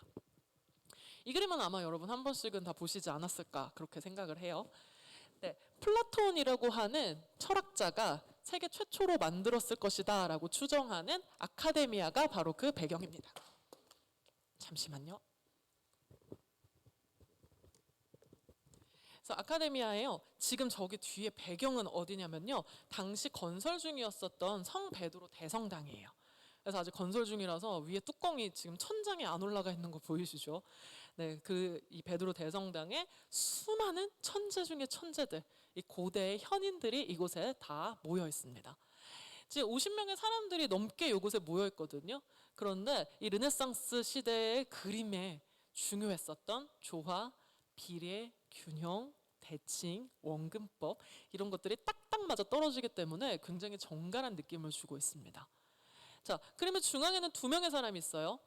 왼쪽에 있는 사람은요, 손가락을 하늘로 향하고 있습니다. 네, 이상세계, 이데아를 향해서 손가락을 뻗치고 있는 이 사람, 진리는 이데아에 있다. 누굴까요? 플라톤이라고 하는 사람이고요. 오른쪽에 있는 사람은요, 플라톤의 제자였는데 스승이랑 생각이 좀 달랐어요. 이상세계, 이데아, 이게 뭐가 중요해? 우리가 살아가고 있는 이 실생활에서 진리는 계속 변화하고 발전한다 라고 얘기했었던 아리스토텔레스입니다. 그래서 한 명은 손을 위로, 한 명은 손을 땅으로, 이런 모습이고요. 자, 왼쪽에 이렇게 쭉 가면은 이렇게 쑥색깔 옷을 입고 있는 사람이 있어요. 열변을 토하고 있죠. 이 사람은요, 이 사람의 철학보다 이 사람의 아내가 나쁜 사람으로 유명한 사람입니다. 누군지 아세요? 맞아요. 작년 추석에 나훈아 그 가수께서 테스 형이라고 외쳤었던 소크라테스. 말이 되게 많았거든요. 그래서 주변 사람들이 굉장히 심드렁한 그런 모습이죠. 자, 그리고 밑으로 내려와서 지금 커다란 책에다가 무언가를 쓰고 있는 사람은 우리를 수학을 포기하게 만든 사람입니다. 직각삼각형의 비변을 C라고 할 때 A제곱 더하기 B의 제곱은 C의 제곱이다. 기억나세요, 여러분? 누구예요? 피타고라스. 그리고 여기 널브러져 있는 사람은 개처럼 살자, 개처럼 순간에 충실하면서 살자라고 했었던 견유학파의 창설자 디오게네스. 그리고 여기 가운데 턱을 괴고 있는 사람은요, 미켈란젤로의 얼굴을 하고 있는 헤라클레이토스라고 하는 철학자. 그리고 뭐 기하의 아버지 유클리드, 천동설을 주장한 프톨레마이오스, 이런 온갖 천재란 천재들은 다 모아놓고 있는 장소가 바로 이 아테네 학당입니다. 그러니까 라파엘로가 이 그림을 그려서요, 교황님께서는 여기에 있는 이 대단한 천재들과 같은 지혜를 가지고 이 나라를 통치하시길 바랍니다 라는 의미를 담아서 이 그림을 그렸다라고 보시면 되겠습니다. 참 사회생활 잘하죠. 근데 이 그림에서 굉장히 재밌는 게 뭐냐면요, 라파엘로가 자기 얼굴을 그렸어요. 자, 여러분 여기서 아까 그 곱상한 얼굴하고 단발머리하고 있었던 라파엘로 기억나시죠? 여기서 한번 찾아보도록 하겠습니다. 그 사이에 저는 물을 마실게요.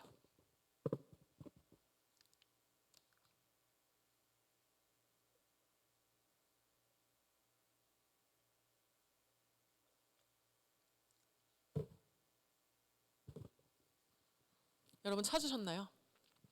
맞아, 손가락으로 이렇게 가르쳐 주시는데 감사합니다. 맞아요, 여기 있습니다. 여러분 사실 우리가 이 안에 라파엘로가 있구나 하고서 그냥 하고 지나갈 문제가 아니라요, 이거는 어마어마한 혁명이에요. 왜냐? 우리 아까 전에 중세시대 때 그림 잠깐 떠올려 보면은 그림의 주제는 오직 성경이었고 성경 속에 등장하는 사람들만 그릴 수가 있었습니다. 그렇죠?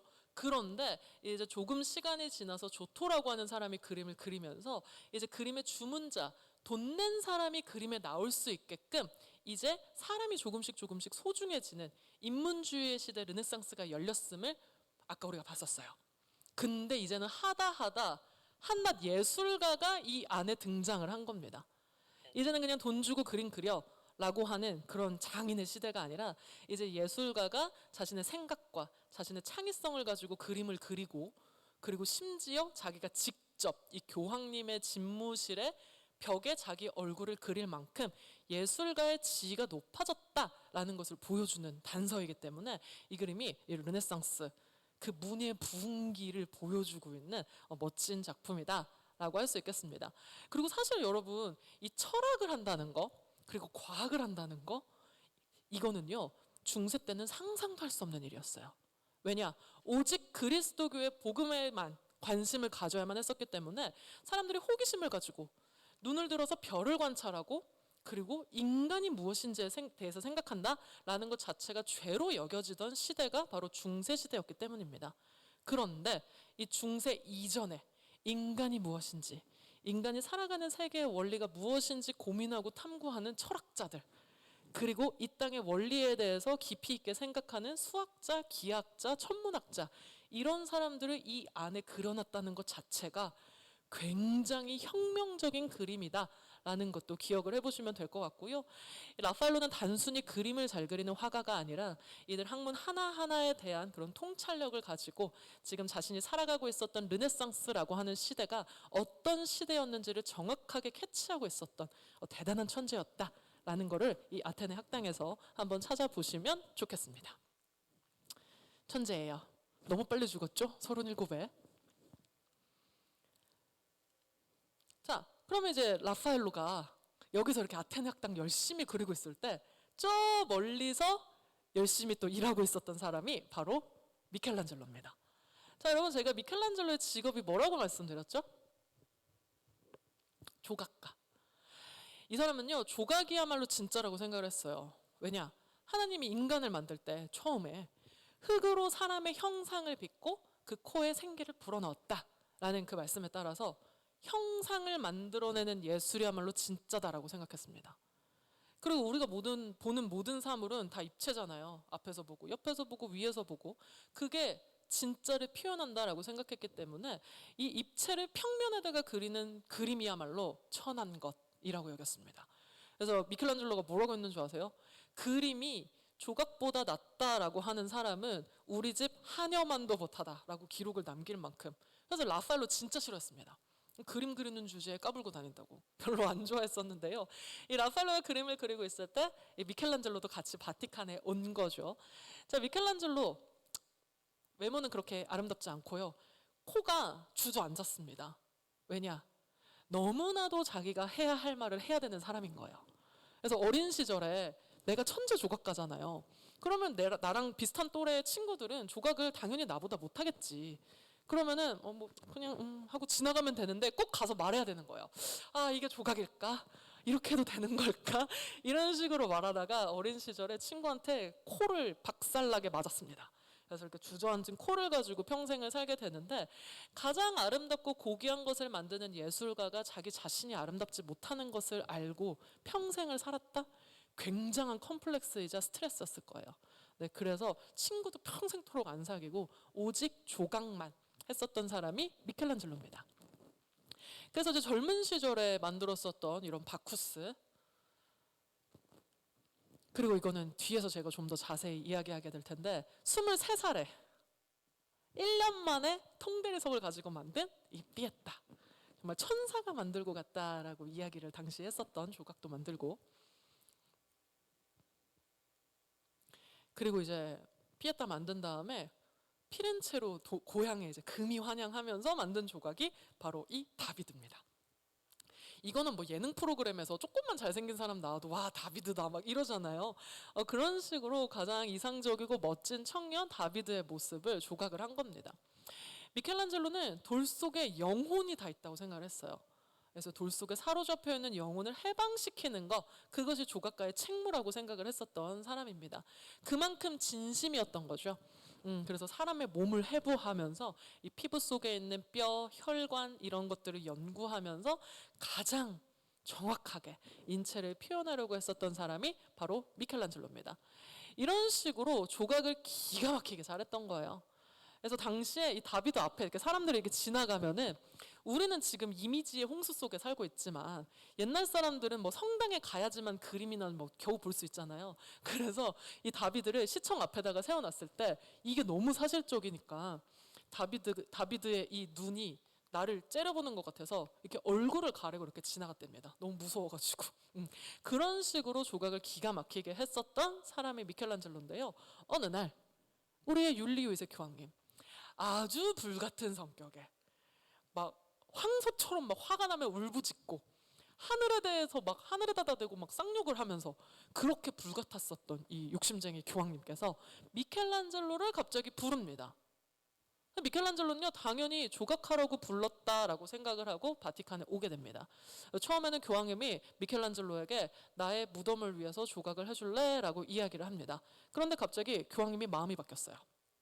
그러더니 갑자기 뜬금없이 야 미켈란젤로야, 이 시스티나 소성당의 천장에다가 그림을 한번 그려라 라고 이야기를 하는 겁니다.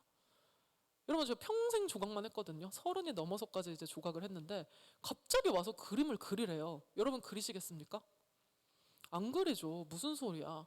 그리고 미켈란젤로는 프레스코라고 하는 그림을 제대로 그려본 적도 없었고요. 그리고 그림은 싫었어요. 근데 갑자기 이곳에 와서 천장에다가 그림을 그리라고 하는데 그냥 조그만 뭐 나무판이나 조그만 벽에 그림을 그리라 하면은 뭐 그려질 수 있겠습니다만은 여기는 너무나도 의미 있고 커다란 곳이었기 때문에 미켈란젤로가 거절합니다. 자, 가로가요 45m예요. 세로가요 15m예요. 높이가 20m입니다. 160평 정도 된다고 보시면 될 것 같고요. 이게 천장에 있잖아요. 이 천장에다가 그림을 그리라는 거죠. 네, 그래서 미켈란젤로가 거절하고 못하겠습니다 라고 생각을 했고요. 또 이때 마침 라파엘로가 옆에서 그림을 그리고 있었기 때문에 미켈란젤로는 너무 싫었어요. 그런데 그림을 그리지 않으면 너의 손모가지를 꺾어버리겠다라고 이야기를 하는 겁니다. 얼마나 황당해요. 그리고 이 시스티나 소성당은요 교황 선출 선거를 하는 장소입니다. 그리고 뭐 우리 같은 평범한 사람은 들어가지도 못하고 교황님과 고위 성직자들만 들어가서 기도하고 미사 드리고 하는 그런 신성한 공간이었습니다. 그래서 이미 이 시스티나 소성당의 벽면에다가는 예수 그리스도의 일생 그리고 모세의 일생을 뭐 보티첼리, 페루지노, 핀투리키오 이런 대단한 예술가들이 벽에다가 이미 다 그림을 그려 놨었고요. 그리고 천장에다가는 이렇게 파란 바탕에 별이 뿅뿅뿅뿅 찍혀져 있는 모습이었어요. 그런데 이 시스티나 소성당 천장에 금이 쭉쭉쭉쭉 가기 시작을 하는 겁니다. 그래서 율리오 2세 교황님이 이거 좀 보수 공사를 해야겠는데 근데 파란 바탕에 노란 별은 좀 너무 평범하고 천장에다가 좀 그림을 그려봐야겠다라고 해서 갑자기 미켈란젤로를 부른 겁니다. 그래서 미켈란젤로가 못하겠다 했지만 결국 울며 겨자 먹기로 어쩔 수 없이 내가 살려면 그림을 그려야만 했죠. 그래서 그려진 그림이 바로 이 천장화입니다. 그래서 미켈란젤로가요 이 프레스코 보이세요? 이게 아까 보셨었던 그런 조토의 그림인데 요 한 칸 한 칸을 하루에 한 칸씩 그리는 거예요. 왜냐하면 회반죽을 대리석을 다 갈아서 가로를 만든 다음에 물을 섞어서 우리 지점토처럼 만들어요. 그런 다음에 이렇게 벽에다가 바르고 축축한 상태에서 채색을 하고 굳히는 겁니다. 조금 잘못하잖아요? 부시고 다시 처음부터. 실수했다? 부시고 다시 처음부터 해야 돼서 정말 정확하게 이렇게 한 칸, 한 칸, 한 칸 이렇게 만들어야 되는 게 바로 프레스코였던 거죠. 그래서 미켈란젤로는 이 프레스코 기법으로 그림을 한 번도 그려본 적이 없었던 데다가 내가 대단한 예술가인데 이거를 막 배워가면서 그리는 모습을 보여주고 싶지 않아서요. 가장 먼저 이 비계를 설치를 합니다. 아무도 못 보게. 그래서 작업대를 설치해서요. 위에서 꽁꽁 싸매놓고 혼자서 비공개로 그림을 그리게 된 거죠. 그리고 나서 4년 6개월이 지나서 이 미켈란젤로가 태어나서 처음 그려본 그 프레스코화가 바로 이건 거예요. 너무하지 않아요? 태어나 처음 그 프레스코 그렸는데 이거 그려버린 겁니다. 정말 미쳤죠. 그래서 저희 가이드들은요 미켈란젤로를 미친젤로라고 그렇게 얘기를 합니다. 조각가가 한 번도 해보지 않았었던 작업을 그 자기 자존심을 걸고서 배워가면서 그려낸 게 바로 이 천장화인 거죠. 사실 이 천장화라고 하는 작품은요 여러분들이 다른 명칭으로 많이 알고 계세요. 이거 뭘로 알고 계세요? 천지창조로 많이 알고 계시죠? 근데 사실 여러분 이 작품은요 한 번도 이름이 천지창조라고 붙은 적이 없습니다. 천지를 창조하는 부분은요 지금 제가 이렇게 레이저로 이렇게 표현하고 있는 딱 요만큼만 이 천지의 창조 과정이에요. 네. 그리고 정식 명칭은 천장화입니다. 이탈리아어로는 라 볼타, 영어로는 더 실링, 천장화. 네. 이 그림은요, 뭐 이것만도 뭐 몇 시간을 설명할 수 있겠습니다만, 이 첫 번째 세계가 천지의 창조, 가운데 세계가 인간의 창조, 그리고 마지막 세계가 노아의 홍수 후에 사람들이 구원받게 되는, 그래서 창조, 범죄, 구원이라고 하는 성경적 세계관을 이 안에다가 미켈란젤로가 다 담아 놓은 겁니다. 그래서 이 내용을 표현하기 위해서요, 이 양옆에 이 귀퉁이에, 제가 뒤에서 다시 보여드릴 텐데, 이 네 개의 귀퉁이에는 유대인을 구원한 영웅들의 이야기를 그려놨고요. 그리고 여기 사이사이에 사각형들, 사각형에는 언젠가 이 땅을 구원할 구원자 메시아가 올 것이다 라고 예언했었던 선지자들과 무녀들을 그려놨습니다. 그리고 여기 사이사이에다가는 예수 그리스도의 조상들을 그려놨어요. 우리 뭐 짧게 볼까요? 가장 먼저 빛과 어둠을 가르시는 하나님. 네. 미켈란젤로는 조각가였거든요. 이 조각이라고 하는 게 이 움직임, 이 역동적인 모습이 중요하잖아요. 그래서 많은 예술가들이 이 빛과 어둠을 가르시는 하나님을 그릴 때 그냥 빛 하면 빛팡 생기고 막 이런 모습으로 그렸는데, 여기서 보면은 막 진짜 막 직접 움직여 가면서 빛과 어둠을 가르는 이런 역동적인 모습으로 그렸죠. 그래서 정말 밑에서 봐도요, 하늘에 조각이 막 붙어 있는 것처럼 굉장히 입체적으로 느껴지는 게 미켈란젤로의 그림입니다. 그래서 여기는 해와 달, 열매 맺는 식물들을 만들고 계시는 하나님의 모습. 그리고 다음으로는 궁창, 물층이라고 보시면 돼요. 이렇게 궁창을 만드시는 하나님도 굉장히 역동적으로 표현이 되어 있습니다. 그 다음에 이제 너무나도 유명한 작품이 바로 이 아담의 창조라고 하는 그림이죠. 도대체 이 그림은 왜 이렇게까지 유명할까요, 여러분? 사실 이 아담의 창조라고 하는 이 그림, 하나님의 손에서 지금 아직 막 깨어나지 않은 아담의 손으로 생명이 전달되는 그 찰나를 탁 포착을 한 겁니다. 사실 여러분, 이전까지요, 우리가 그냥 뭐 이 그림이 이제 너무 익숙합니다만은, 예전의 예술가들은 하나님이 인간을 만들 때 코에서 코로 생기를 불어넣었다, 이 말씀을 잘 생각을 해보면, 남자가 남자한테 코에서 코로 이렇게 좀 생명을 불어넣는 모습이 좀 조심스럽잖아요. 그러다 보니까 예술가들이 굉장히 꺼려하는 주제였었는데, 미켈란젤로는 이전까지 그 누구도 하지 않았었던 굉장한 창의력으로 손과 손에서 생명이 전달되려고 하는 그 절묘한 순간을 이렇게나 아름답게 표현을 한 겁니다. 그래서 기존까지 전해져 왔었던 그 전통을 깨고 예술가가 자기의 창의성을 발휘해서 마음껏 그림을 그릴 수 있는, 정말 르네상스죠. 그래서 이게 그 그림이 그렇게나 유명하다라는 것도 기억을 해두시면 좋겠습니다. 너무 멋있죠? 그리고 이제 아담의 옆구리를 하나 취해서 하와라고 하는 여인을 만들어주고 계시고, 이 여인이 뱀에게 유혹을 받아서 이 선과 악을 알게 하는 나무의 열매를 따먹습니다. 하나님이 하지 말라고 했는데 그 열매를 기어코 먹은 거죠. 죄를 짓게 됐습니다. 그래서 이들이 죄를 짓고 에덴 동산에서 쫓겨나게 되면서 이제 남자는 평생토록 노동을, 여자는 출산의 고통을 겪게 되는 그런 아픔을 이제 대대손손 물려주게 되고요. 이들이 죄를 지었기 때문에 죄의 씨앗인 원죄가 또 전해지면서 자식들이 많아지면 많아질수록 이 땅의 죄도 많아져서 타락하게 되었습니다. 그래서 이 더러운 세상, 이 죄로 가득한 세상을 더 이상 볼 수 없었기 때문에 하나님께서 물로써 심판하기 위해서 이제 계획을 세우시게 되는데요. 그때 가장 정직하고 의롭게 살고 있었던 노아와 노아의 가족만은 살려주시죠, 여기에. 그리고 나머지 사람들은 40일 동안 내린 비로 다 이렇게 홍수에 죽고 이제 끝나게 되는 겁니다. 그래서 노아랑 이제 노아의 가족들은 살았잖아요. 그래서 이제 감사함에 이제 데리고 탔었던 동물들의 배를 갈라서 감사의 제사를 드리고 있는 바로 그 장면이고요. 바로 그 다음에 이제 노아가, 여러분, 살았으니까 먹고 살아야 되잖아요. 그래서 어떻게 하느냐? 포도 농사를 짓습니다. 이제 기록에 남아있는 세계 최초의 포도 농사꾼이 노아죠. 그래서 노아가 열심히 포도주 농사를 짓다가 너무 더워가지고 포도주를 먹고 홀딱 깨먹고 잠이 든 거예요. 그때 노아의 세 아들이, 둘째 아들이 아버지가 벗은 모습을 봅니다. 그리고 형들이랑 동생 불러가지고 야 아빠 좀 봐, 아빠 왜 저래 진짜 어떡하냐 막 이렇게 조롱하고 있는 바로 그 모습이에요.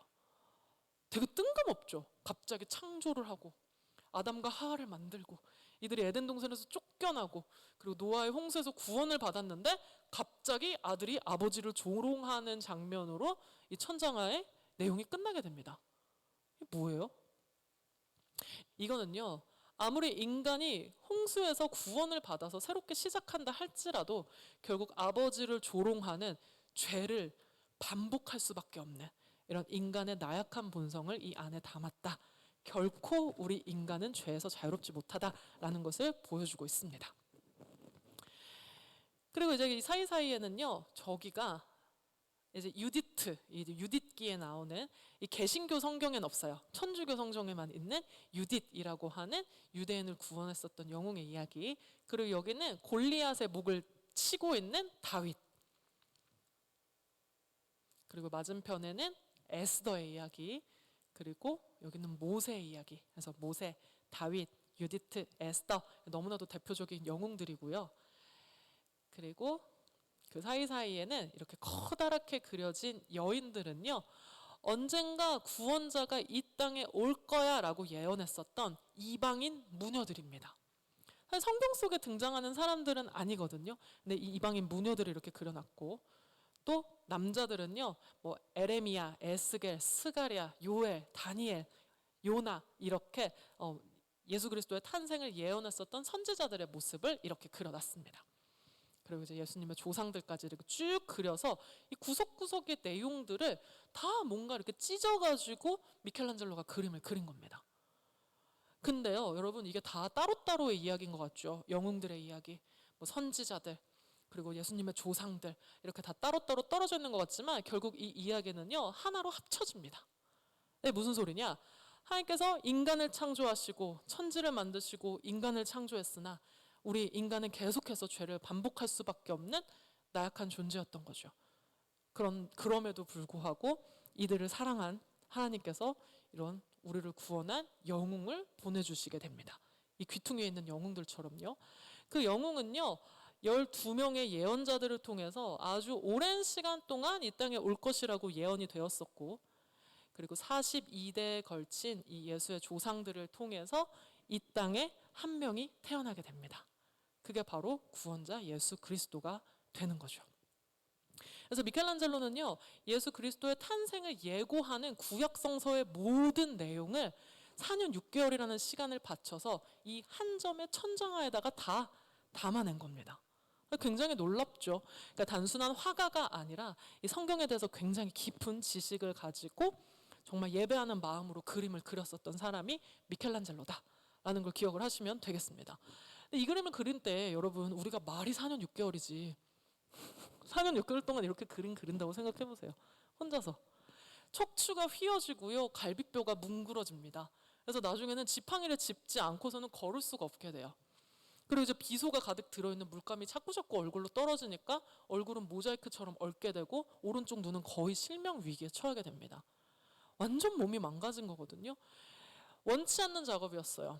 나 그림 하기 싫어. 그렇게 생각했었던 사람입니다. 근데 그럼에도 불구하고 여러분 20m 밑에서 봤을 때 잘 보이지도 않는 이 그림을 정말 머리카락 한 올 한 올, 수염 한 가닥 한 가닥 너무나도 정성스럽게 그림을 그렸거든요.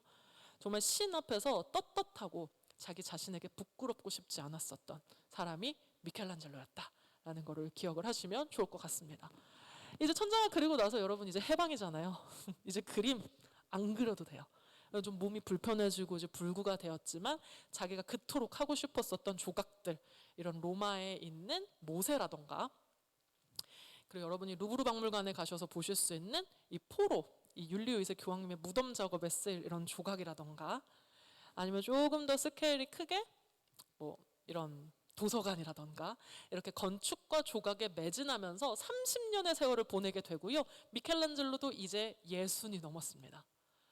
여러분 당시 평균 연령이 뭐 50대도 되지 않은 시절이에요. 그때 60대면 엄청난 노인인 거거든요. 그리고 조각도 마스터했겠다, 그림도 마스터했겠다, 이제 거장 중에 거장이 됩니다. 근데 그 미켈란젤로가요 갑자기 다시 바티칸에 와요. 60이 넘어서. 그리고 시스티나 소송당으로 갑니다.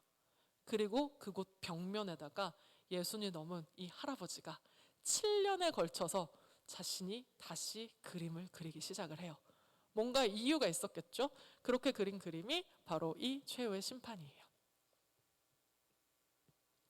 제가 아까 전에 종교 개혁에 대해서 잠깐 말씀드렸죠. 율리오 2세 교황님이 너무나도 크고 화려한 베드로 성당을 지으려고 하다 보니까 돈이 조금 부족해지게 됐습니다. 그래서 이제 면죄부라는 것을 판매하기 시작하면서 이제 교황청이 조금씩 이제 부정부패가 드러나게 됐고요. 그때 종교 개혁이 일어나면서 이제 개신교와 천주교가 찢어지는 아픔을 겪게 되는데, 그때 바오로 3세라고 하는 교황께서 우리 이제 이러면 안 된다. 우리 이제 정신 차려야 된다. 우리 개혁하자라고 하면서 미켈란젤로에게 우리 성직자들이 보고서 정신 차릴 수 있는 정말 벼락가도 같은 그림을 그려줄 수 있겠나라고 미켈란젤로에게 요청을 한 겁니다. 여러분, 미켈란젤로 그림 그리다가 불구됐잖아요. 정말 그림 그리기도 싫었겠죠. 근데 정말 안락하게 살아도 됐었던 그 노년의 미켈란젤로가 이곳에 와서 7년 동안 그림을 그린 게 바로 이 최후의 심판이에요. 자, 이 최후의 심판의 내용은 너무 간단합니다. 요한 묵시록, 요한 계시록에 나타나 있죠. 이 예수께서 팔을 뻗어서 지금 사람들에게 심판을 내리고 있어요. 가운데 이제 7명의 천사들이 나팔을 불면서 그 심판날을 알려주면 천국으로 갈 사람들은 이제 이렇게 왼쪽에서 이렇게 위로 올라가고요. 지옥으로 떨어지는 사람들은 이제 오른쪽에서 지옥으로 떨어지고, 여기 오른쪽에는 영원 무궁히 고통받게 되는 불타는 지옥의 모습이 그려져 있습니다. 그래서 여기 구름 위에 있는 사람들은요, 이제 천국에 올라와 있는 성인들이에요. 그래서 여러분, 이 성인들 중에 지금 이 사람 여러분 누군지 아실 수 있겠어요? 손에 금색 열쇠랑 은색 열쇠 들고 있는 사람이에요. 이 사람 누굴까요? 아까 처음에 말씀드렸었던 베드로. 이런 식으로 여러분 알아보시면 되는 거예요. 여기는 없지만 사자가 있는 사람이 있다. 그럼 아까 그 히에로니무스 성인도 있네 라고 알아보시면 되겠죠. 어쨌거나 이렇게 천국에 올라와 있는 많은 성인들의 모습입니다. 그리고 여기 이제 아래쪽에서는 이렇게 천국으로 올라가고 있는 사람들이 그려져 있고, 여기 오른쪽에는 지옥으로 떨어지는데 이 지옥의 뱃사공 카론이 사람들을 막 이렇게 후드려 패면서 지옥으로 이끌고 있는 모습입니다. 근데 여러분, 미켈란젤로가 보통이 아니잖아요. 자기 할 말은 해야 되는 사람이잖아요. 그래서 어떻게 그러냐, 이 지옥으로 떨어지고 있는 사람들에다가 당시 부정부패하고 비리를 저질렀었던 성직자들의 얼굴을 한 사람 한 사람 가져다가 그린 겁니다. 여기는 이제 고위 성직자들만 들락날락하는 시스나 소송당이에요. 근데 내가 타락한 성직자야. 여기 기도하러 왔는데 내 얼굴이 있어. 그럼 여러분 어떻게 하시겠어요? 미켈란젤로를 잡아가지고 아주 난리를 치시겠죠. 실제로 그랬습니다. 그래서 미켈란젤로가요, 지금 여기 지옥의 바로 입구에 있는 이 사람이 누구냐? 교황님의 오른팔인 추기경이었어요. 여러분, 추기경이면 지위가 진짜 높잖아요. 우리나라에도 추기경이 뭐 한 분, 두 분 막 이렇게 계시잖아요, 보통. 근데 교황님의 오른팔이었었던 비아쪼 다 체세나라고 하는 교황님을 이렇게 추기경님을 이렇게 그려놓은 겁니다. 어떻게? 백성들의 말을 귀담아 듣지 않는다고 당나귀기로 이렇게 표현을 하고, 또 성적으로 타락하고 문란하다라면서 뱀이 성기를 꽉 물고 있는 모습으로 그림을 그린 거예요. 여러분이 만약에 이 사람이면 어떻게 하시겠어요? 그림 다 부셔버리고 미켈란젤로 감옥에 쳐넣고 이렇게 했었겠죠. 네, 미켈란젤로는요, 밤마다 창문이 깨지고 사람들이 협박하고 일감이 다 끊어지고 하는 어려움이 있었지만 결국 끝끝내 이 그림을 다 완성을 하게 됩니다. 그리고 나서요, 미켈란젤로가 이 그림 안에다가 자기의 자화상을 그려요. 잠깐 제가 슬라이드가 지나갔는데, 여러분 여기서 우리 아까 전에 악성 곱슬머리에다가 코가 주저앉은 그 못생겼었던 인상 쓰고 있는 주름 자글자글한 미켈란젤로 기억나세요? 그 미켈란젤로의 자화상 한번 찾아보실래요? 여기서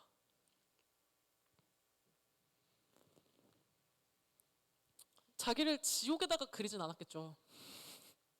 여기서 한번 찾아보세요.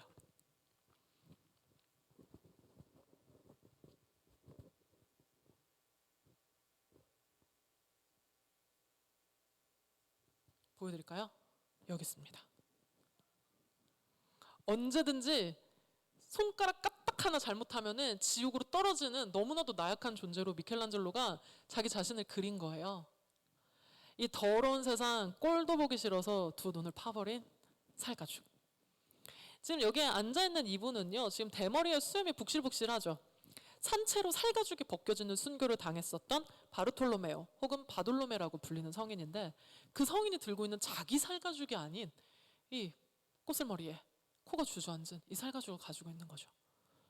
미켈란젤로는요, 이 그림을 그렸을 때 자기가 위험에 처할 수 있다는 사실 알았습니다. 자기가 이렇게 살가죽이 벗겨지듯 예술가로서 순교를 당할 수도 있다라는 것을 알았어요. 근데 그럼에도 불구하고 나는 내가 해야 할 말은 해야겠다 라면서 자신의 신념을 담아서 이 그림을 그린 게 미켈란젤로다 라는 걸 기억을 하시면 좋겠습니다. 사실 여러분이 최후의 심판이라고 하는 이 그림, 미켈란젤로가 모든 것을 다 가지고 있었을 때예요. 돈, 명예, 실력, 수많은 제자들, 정말 안락하게 살아도 됐었던 그 시절에 자기의 목숨까지 걸고서 끝까지 신념을 지켜서 그려냈었던 그림이 바로 이 최후의 심판입니다. 그래서 천장에는 미켈란젤로가 그 젊은 시절에 자신의 육체를 다 바쳐서 이 예수의 탄생에 대한 내용을 담았다면, 이 벽면에는 거장 미켈란젤로가 자기 목숨까지 걸고서 이 세상의 끝을 이야기를 하는 거죠. 그래서 정말 이 가볍게 볼 수 없는 이 공간에서 이제 교황께서 선종하시면 교황 선출 선거가 이곳에서 열립니다. 정말 엄중한 마음으로 표를 하나하나 내서 이제 교황님을 선출을 하게 되겠죠. 그래서 시시나 소성당, 사실 바티칸에 가시면 여기 사람들이 막 바글바글 해가지고요, 이 그림을 보는 건지 마는 건지 막 정신이 없습니다만, 이 미켈란젤로가 어떤 마음을 가지고 이 그림을 그렸을까라고 생각하고 보신다면 다른 사람들보다 더 큰 감동을 누리실 수 있지 않을까라고 생각을 합니다. 자, 지금 여기 사진의 저기 가운데 계시는 분이 266대 2016년에 이제 교황으로 선출되셨었던 프란체스코 교황님이시죠. 네, 정말 최초로 프란체스코라고 하는 그 청빈과 가난의 대명사를 쓰게 된 바로 그 교황님이십니다. 그래서 이렇게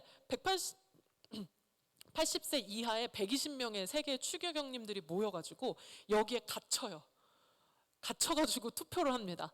지금 이제 콘클라베라고 적어놨는데요, 열쇠로 걸어 잠그다라는 뜻입니다. 그래서 여기에 120명이 모여가지고 물하고 포도주 빵만 이렇게 뜯어 먹으면서 투표를 해서 선출을 하는 거예요. 그래서 옛날에 여러분 만장일치로 뽑았대요, 교황을. 이게 되겠어요? 120명의 만장일치? 절대 안 되죠.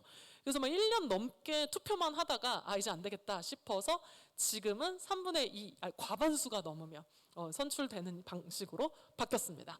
그래서 이렇게 프란체스코 교황님이 이렇게 선출이 되셨고요. 이렇게 선출이 된 교황님이 내가 이 교황직을 수락하겠습니다 라고 한 다음에 이제 밖에서 기다리고 있는 사람들을 만나러 나갑니다. 그리고 여기 보이세요? 여기로 짠 하고 등장을 하는 거예요. 자, 지금 이 영상은요 2주 전의 바티칸입니다, 여러분.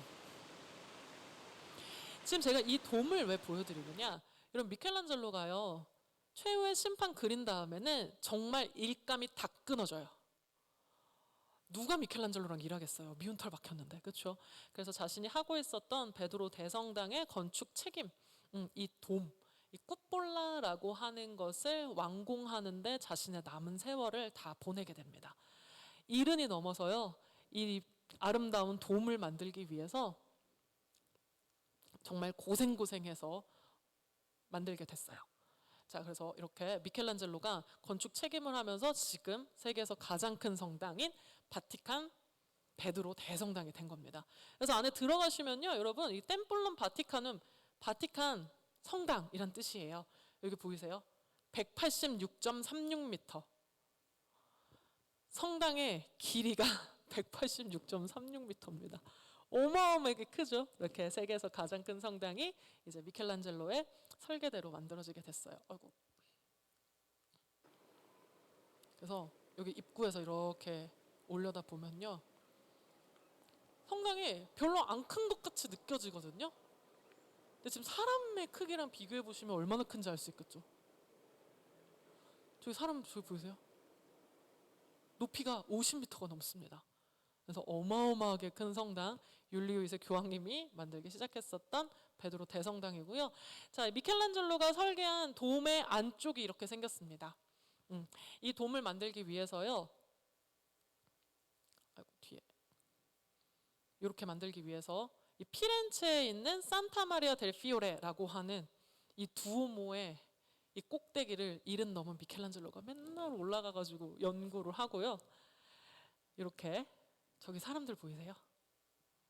그렇죠? 이렇게 큰 돔. 그리고 로마 시내에 있는 판테온이라고 하는 만신전이에요.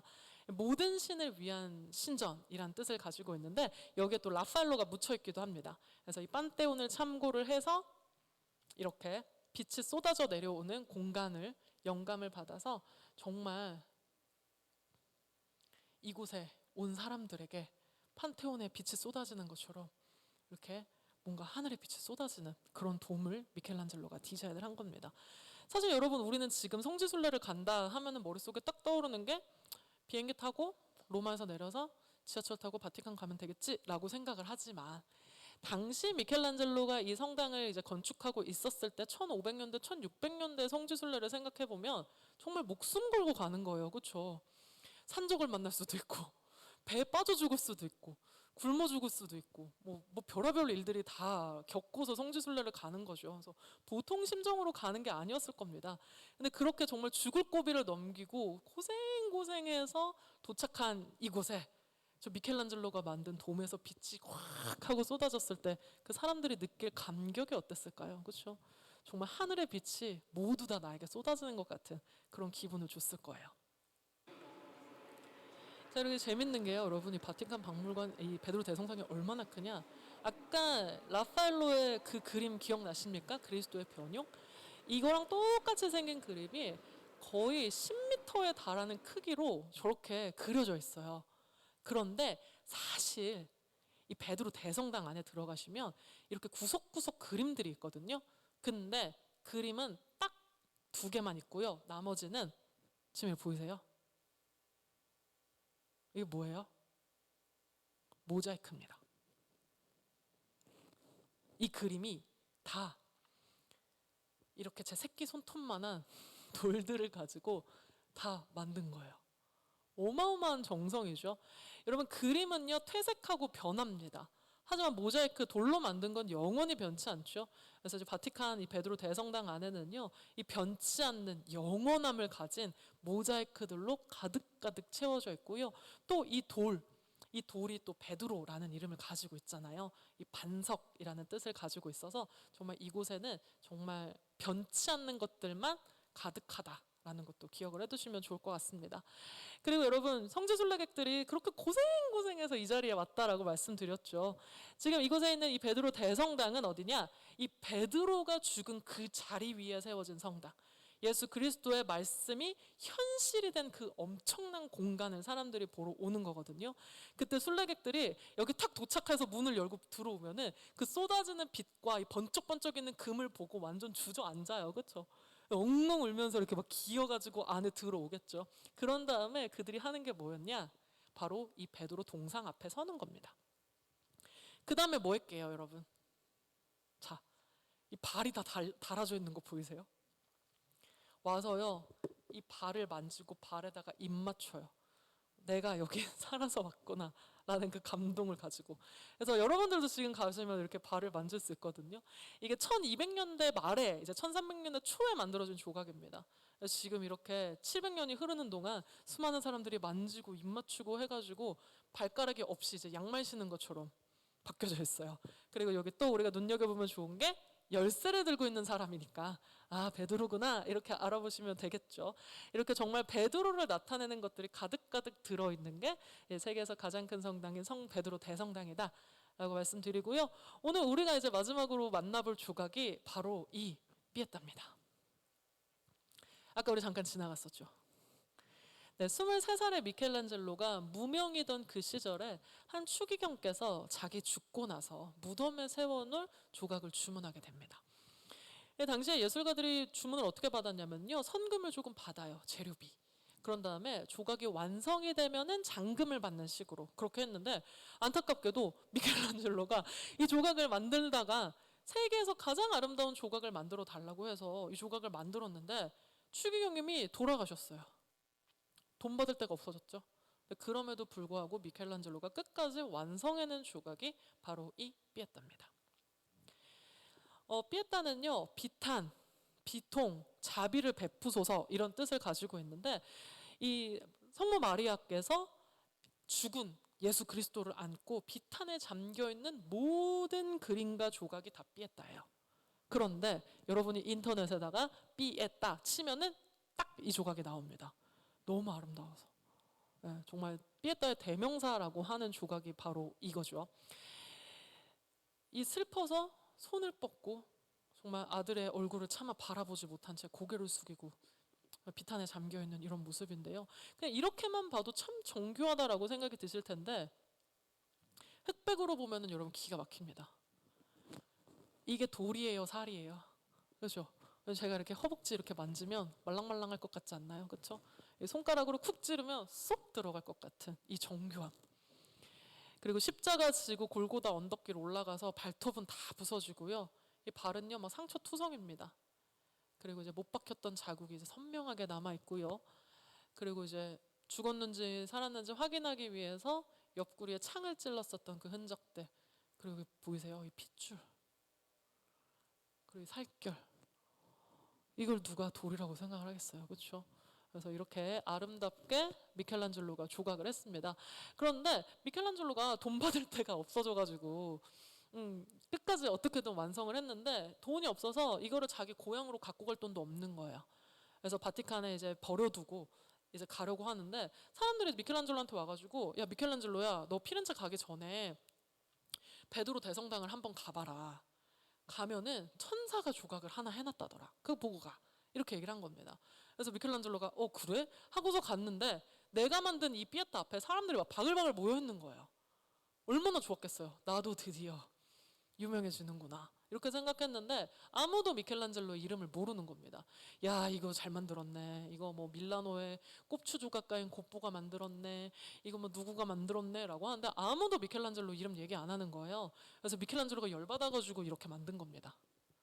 밤에 이 조각 위로 올라가가지고, 이거 읽으실 수 있겠어요? 미카엘 안젤루스 보나르투스 플로렌티누스 파치에바. 한국말로 직역하면요, 피렌체 사람 미켈란젤로 부오나루티가 만듦, 이렇게 적어놓은 겁니다. 여기가 어디냐면요, 여기예요. 여기다가 누가 봐도 미켈란젤로 조각인 걸 알게 썼는데, 잘 보시면은 오타난 거 보이세요? 틀려가지고 이렇게 막 끼워 넣은 겁니다. 너무 급하게 만들어서. 이런 식으로 미켈란젤로가 굉장히 한때는 치기 어린 사람이었었다는 걸 보여주죠. 그런데 이렇게 이름을 새기고 나서 미켈란젤로가 조금 시간이 지난 다음에 후회합니다. 내가 신을 위해서 조각을 한다고 해놓고, 하나님만을 위해서 조각을 한다고 해놓고 이 아름다운 조각에 내 이름을 새겼구나 라면서 후회하고 다시는 미켈란젤로가 자기의 서명을 새기지 않아요.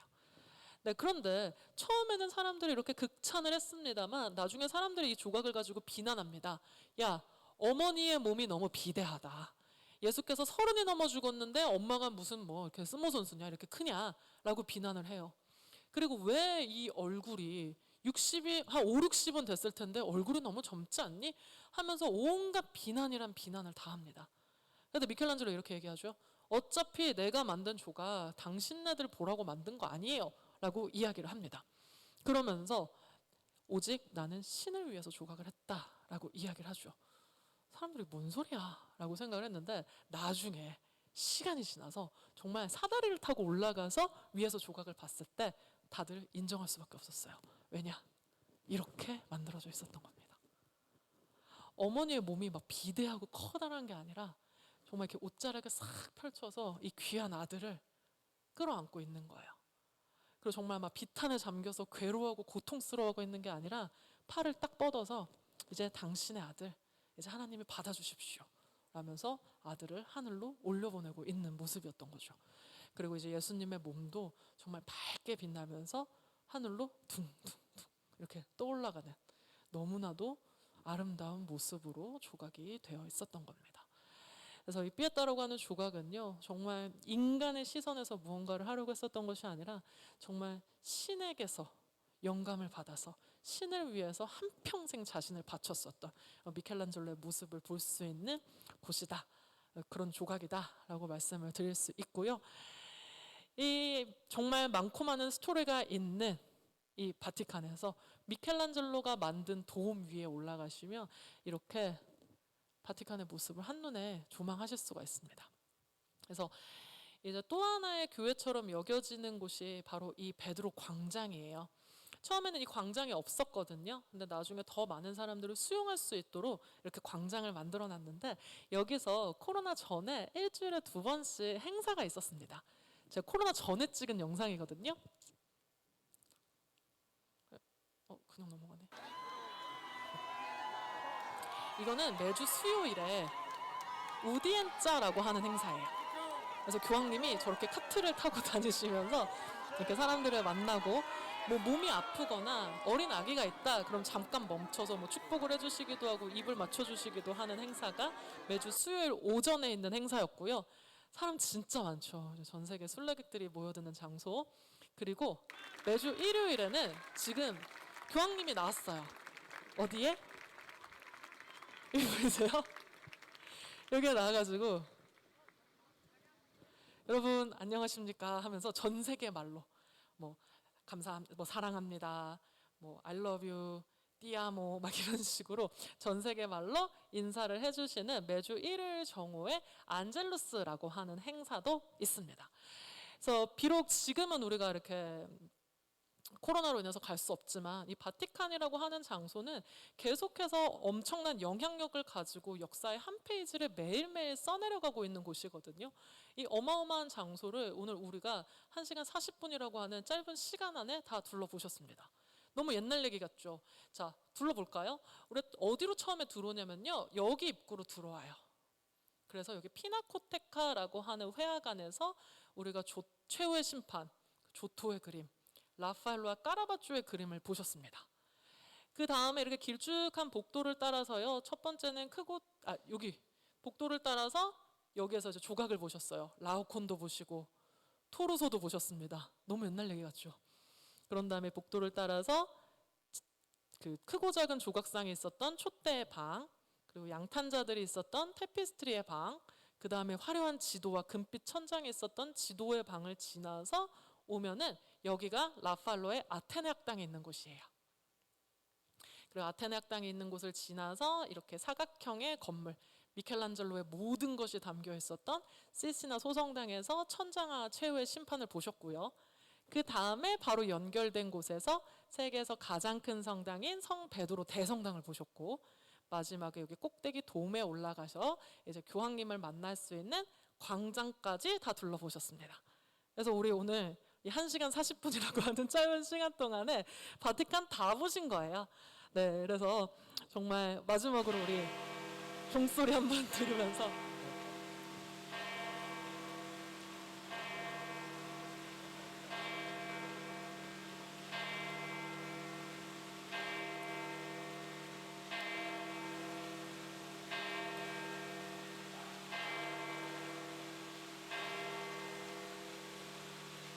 참 별거 아닌 종소리인데 들으면 괜히 마음이 좀 먹먹해지죠. 그래서 지금 코로나 때문에 뭐 여행은 꿈도 못 꾸고 뭐 성지순례는 무슨 성지순례야라고 생각하는 그런 답답한 시간이지만, 여러분 조금만 참으면 우리가 또 이곳에 갈 수 있지 않겠습니까? 그렇죠? 그래서 정말 많은 역사의 이야기와 그리고 예술가들의 삶의 모습과 그리고 작품들, 그리고 이 성경 속의 인물들까지 정말 다 만나볼 수 있는 곳이 바티칸 시국이라고 하는 작지만 강한 나라입니다. 그래서 정말 이곳을 우리가 직접 밟게 되는 그 날이 올 때까지 정말 항상 건강하시고 행복하게 지내시다가 우리 저 광장에서 종소리 들으면서 만나면 하이파이브 한번 하고 지나가는 그날이 오기를 바라면서 오늘의 바티칸 랜선 여행을 마치도록 하겠습니다. 여러분 들어주셔서 감사합니다. 네, 혹시 질문 있으세요? 뭐든 상관없어요. 뭐 바티칸이나 이탈리아 관련해서 질문 있으세요? 부끄러우신 분들은 이따가 남아서 질문하고 가시면 되고요. 언제든지 제 SNS 통해 가지고 나중에 여행 가셨을 때 이탈리아 맛집 어딨어요? 젤라또 뭐 먹어요? 이런 거 궁금하실 때 언제든지 물어보시고요. 또 여기에 제 강연 소식도 올라오고 하니까 앞으로 소통하면 좋겠습니다. 네, 고생 많으셨습니다. 다시 한번 감사드립니다.